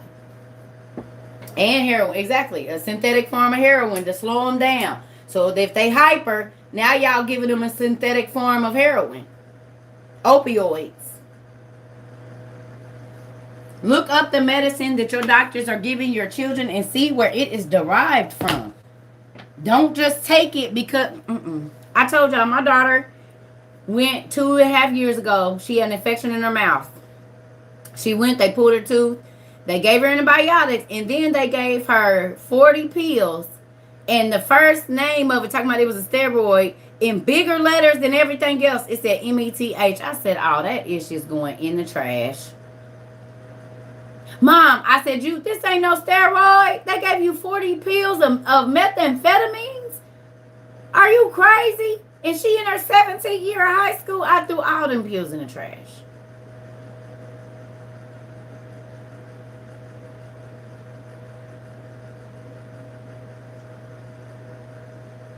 Yep.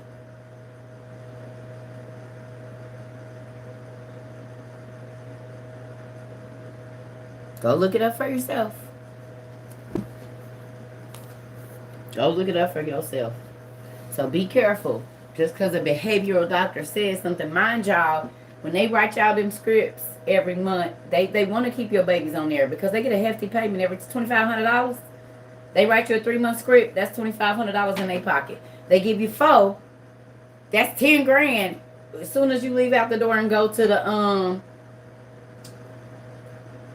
pharmacy, that's a 10 grand check. Mind you, they didn't see 60 patients today that they didn't hand out scripts for. If it's $1,200, they get each script, and you just got a 3-month supply. Plus, they gave you 4 other scripts, and they sent something home for the kids. Why would I get you off of medicine? You're buying my jets.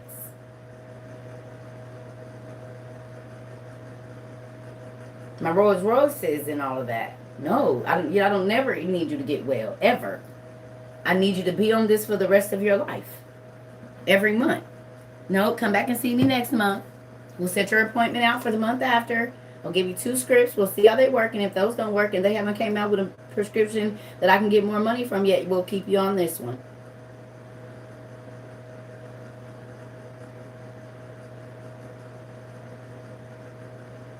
As soon as they come out with a new one that I can get more money on for my problems, having to see y'all, I'm gonna go on and prescribe you that one and tell you that I don't take the other one no more.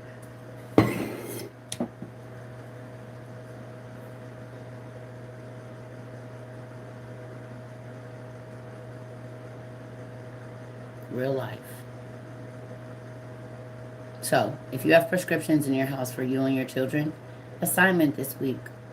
Go look up where those medicines come from and what you're giving to your family. Look at the side effects. Actually take the time to read all of those documents that they give you when you go get that prescription.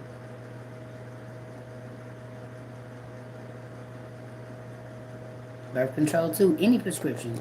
I'm telling you, all of them.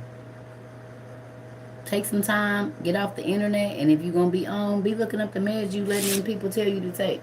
And telling you got to take it. And look at the other side effects. It's not what it's supposed to help, but what other side. And look up those words. Look up the ingredients into the magic pill that you are taking. Look up the ingredients.